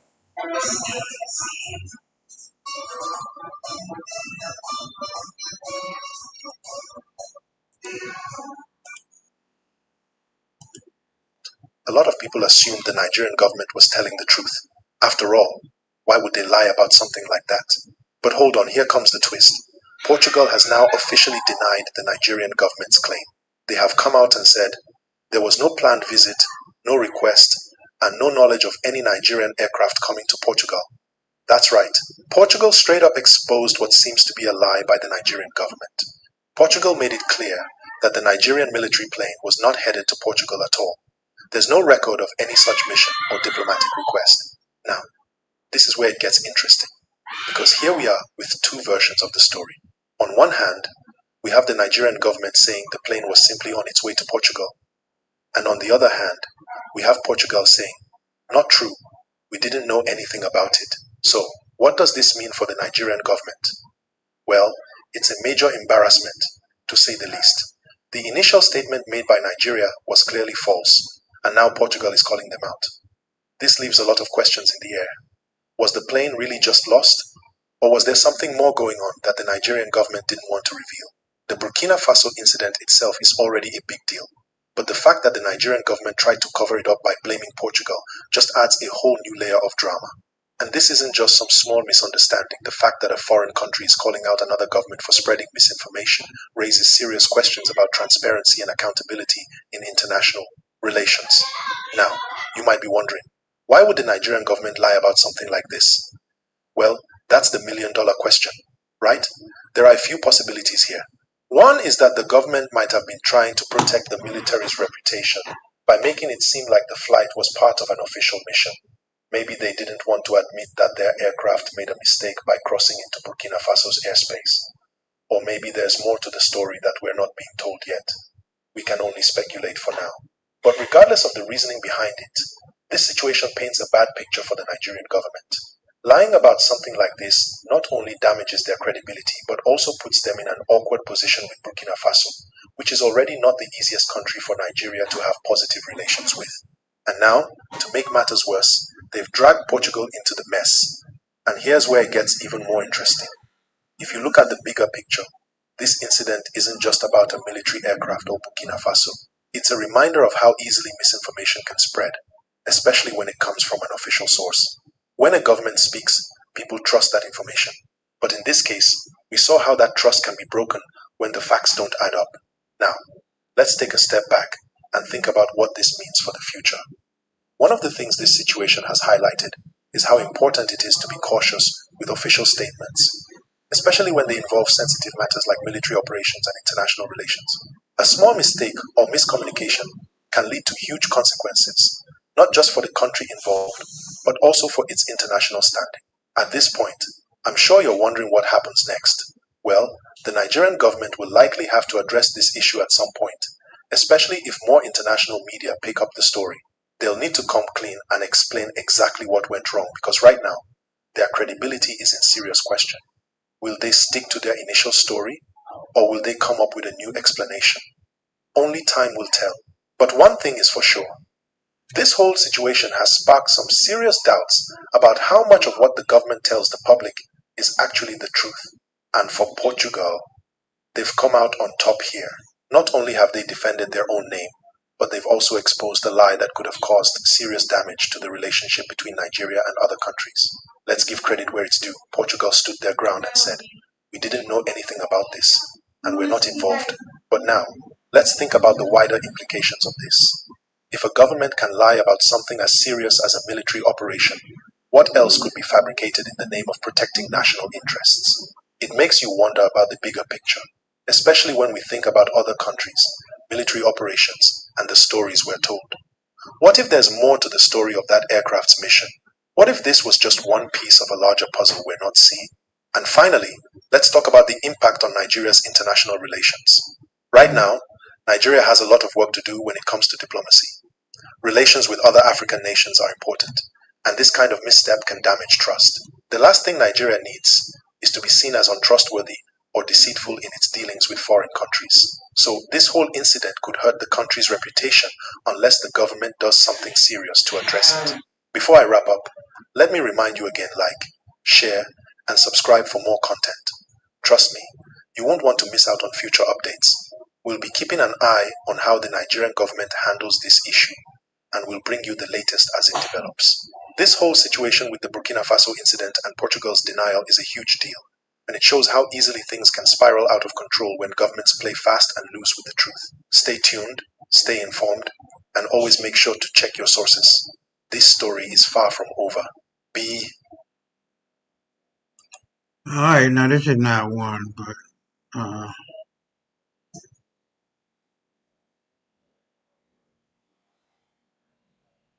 that'll be a wrap for tonight.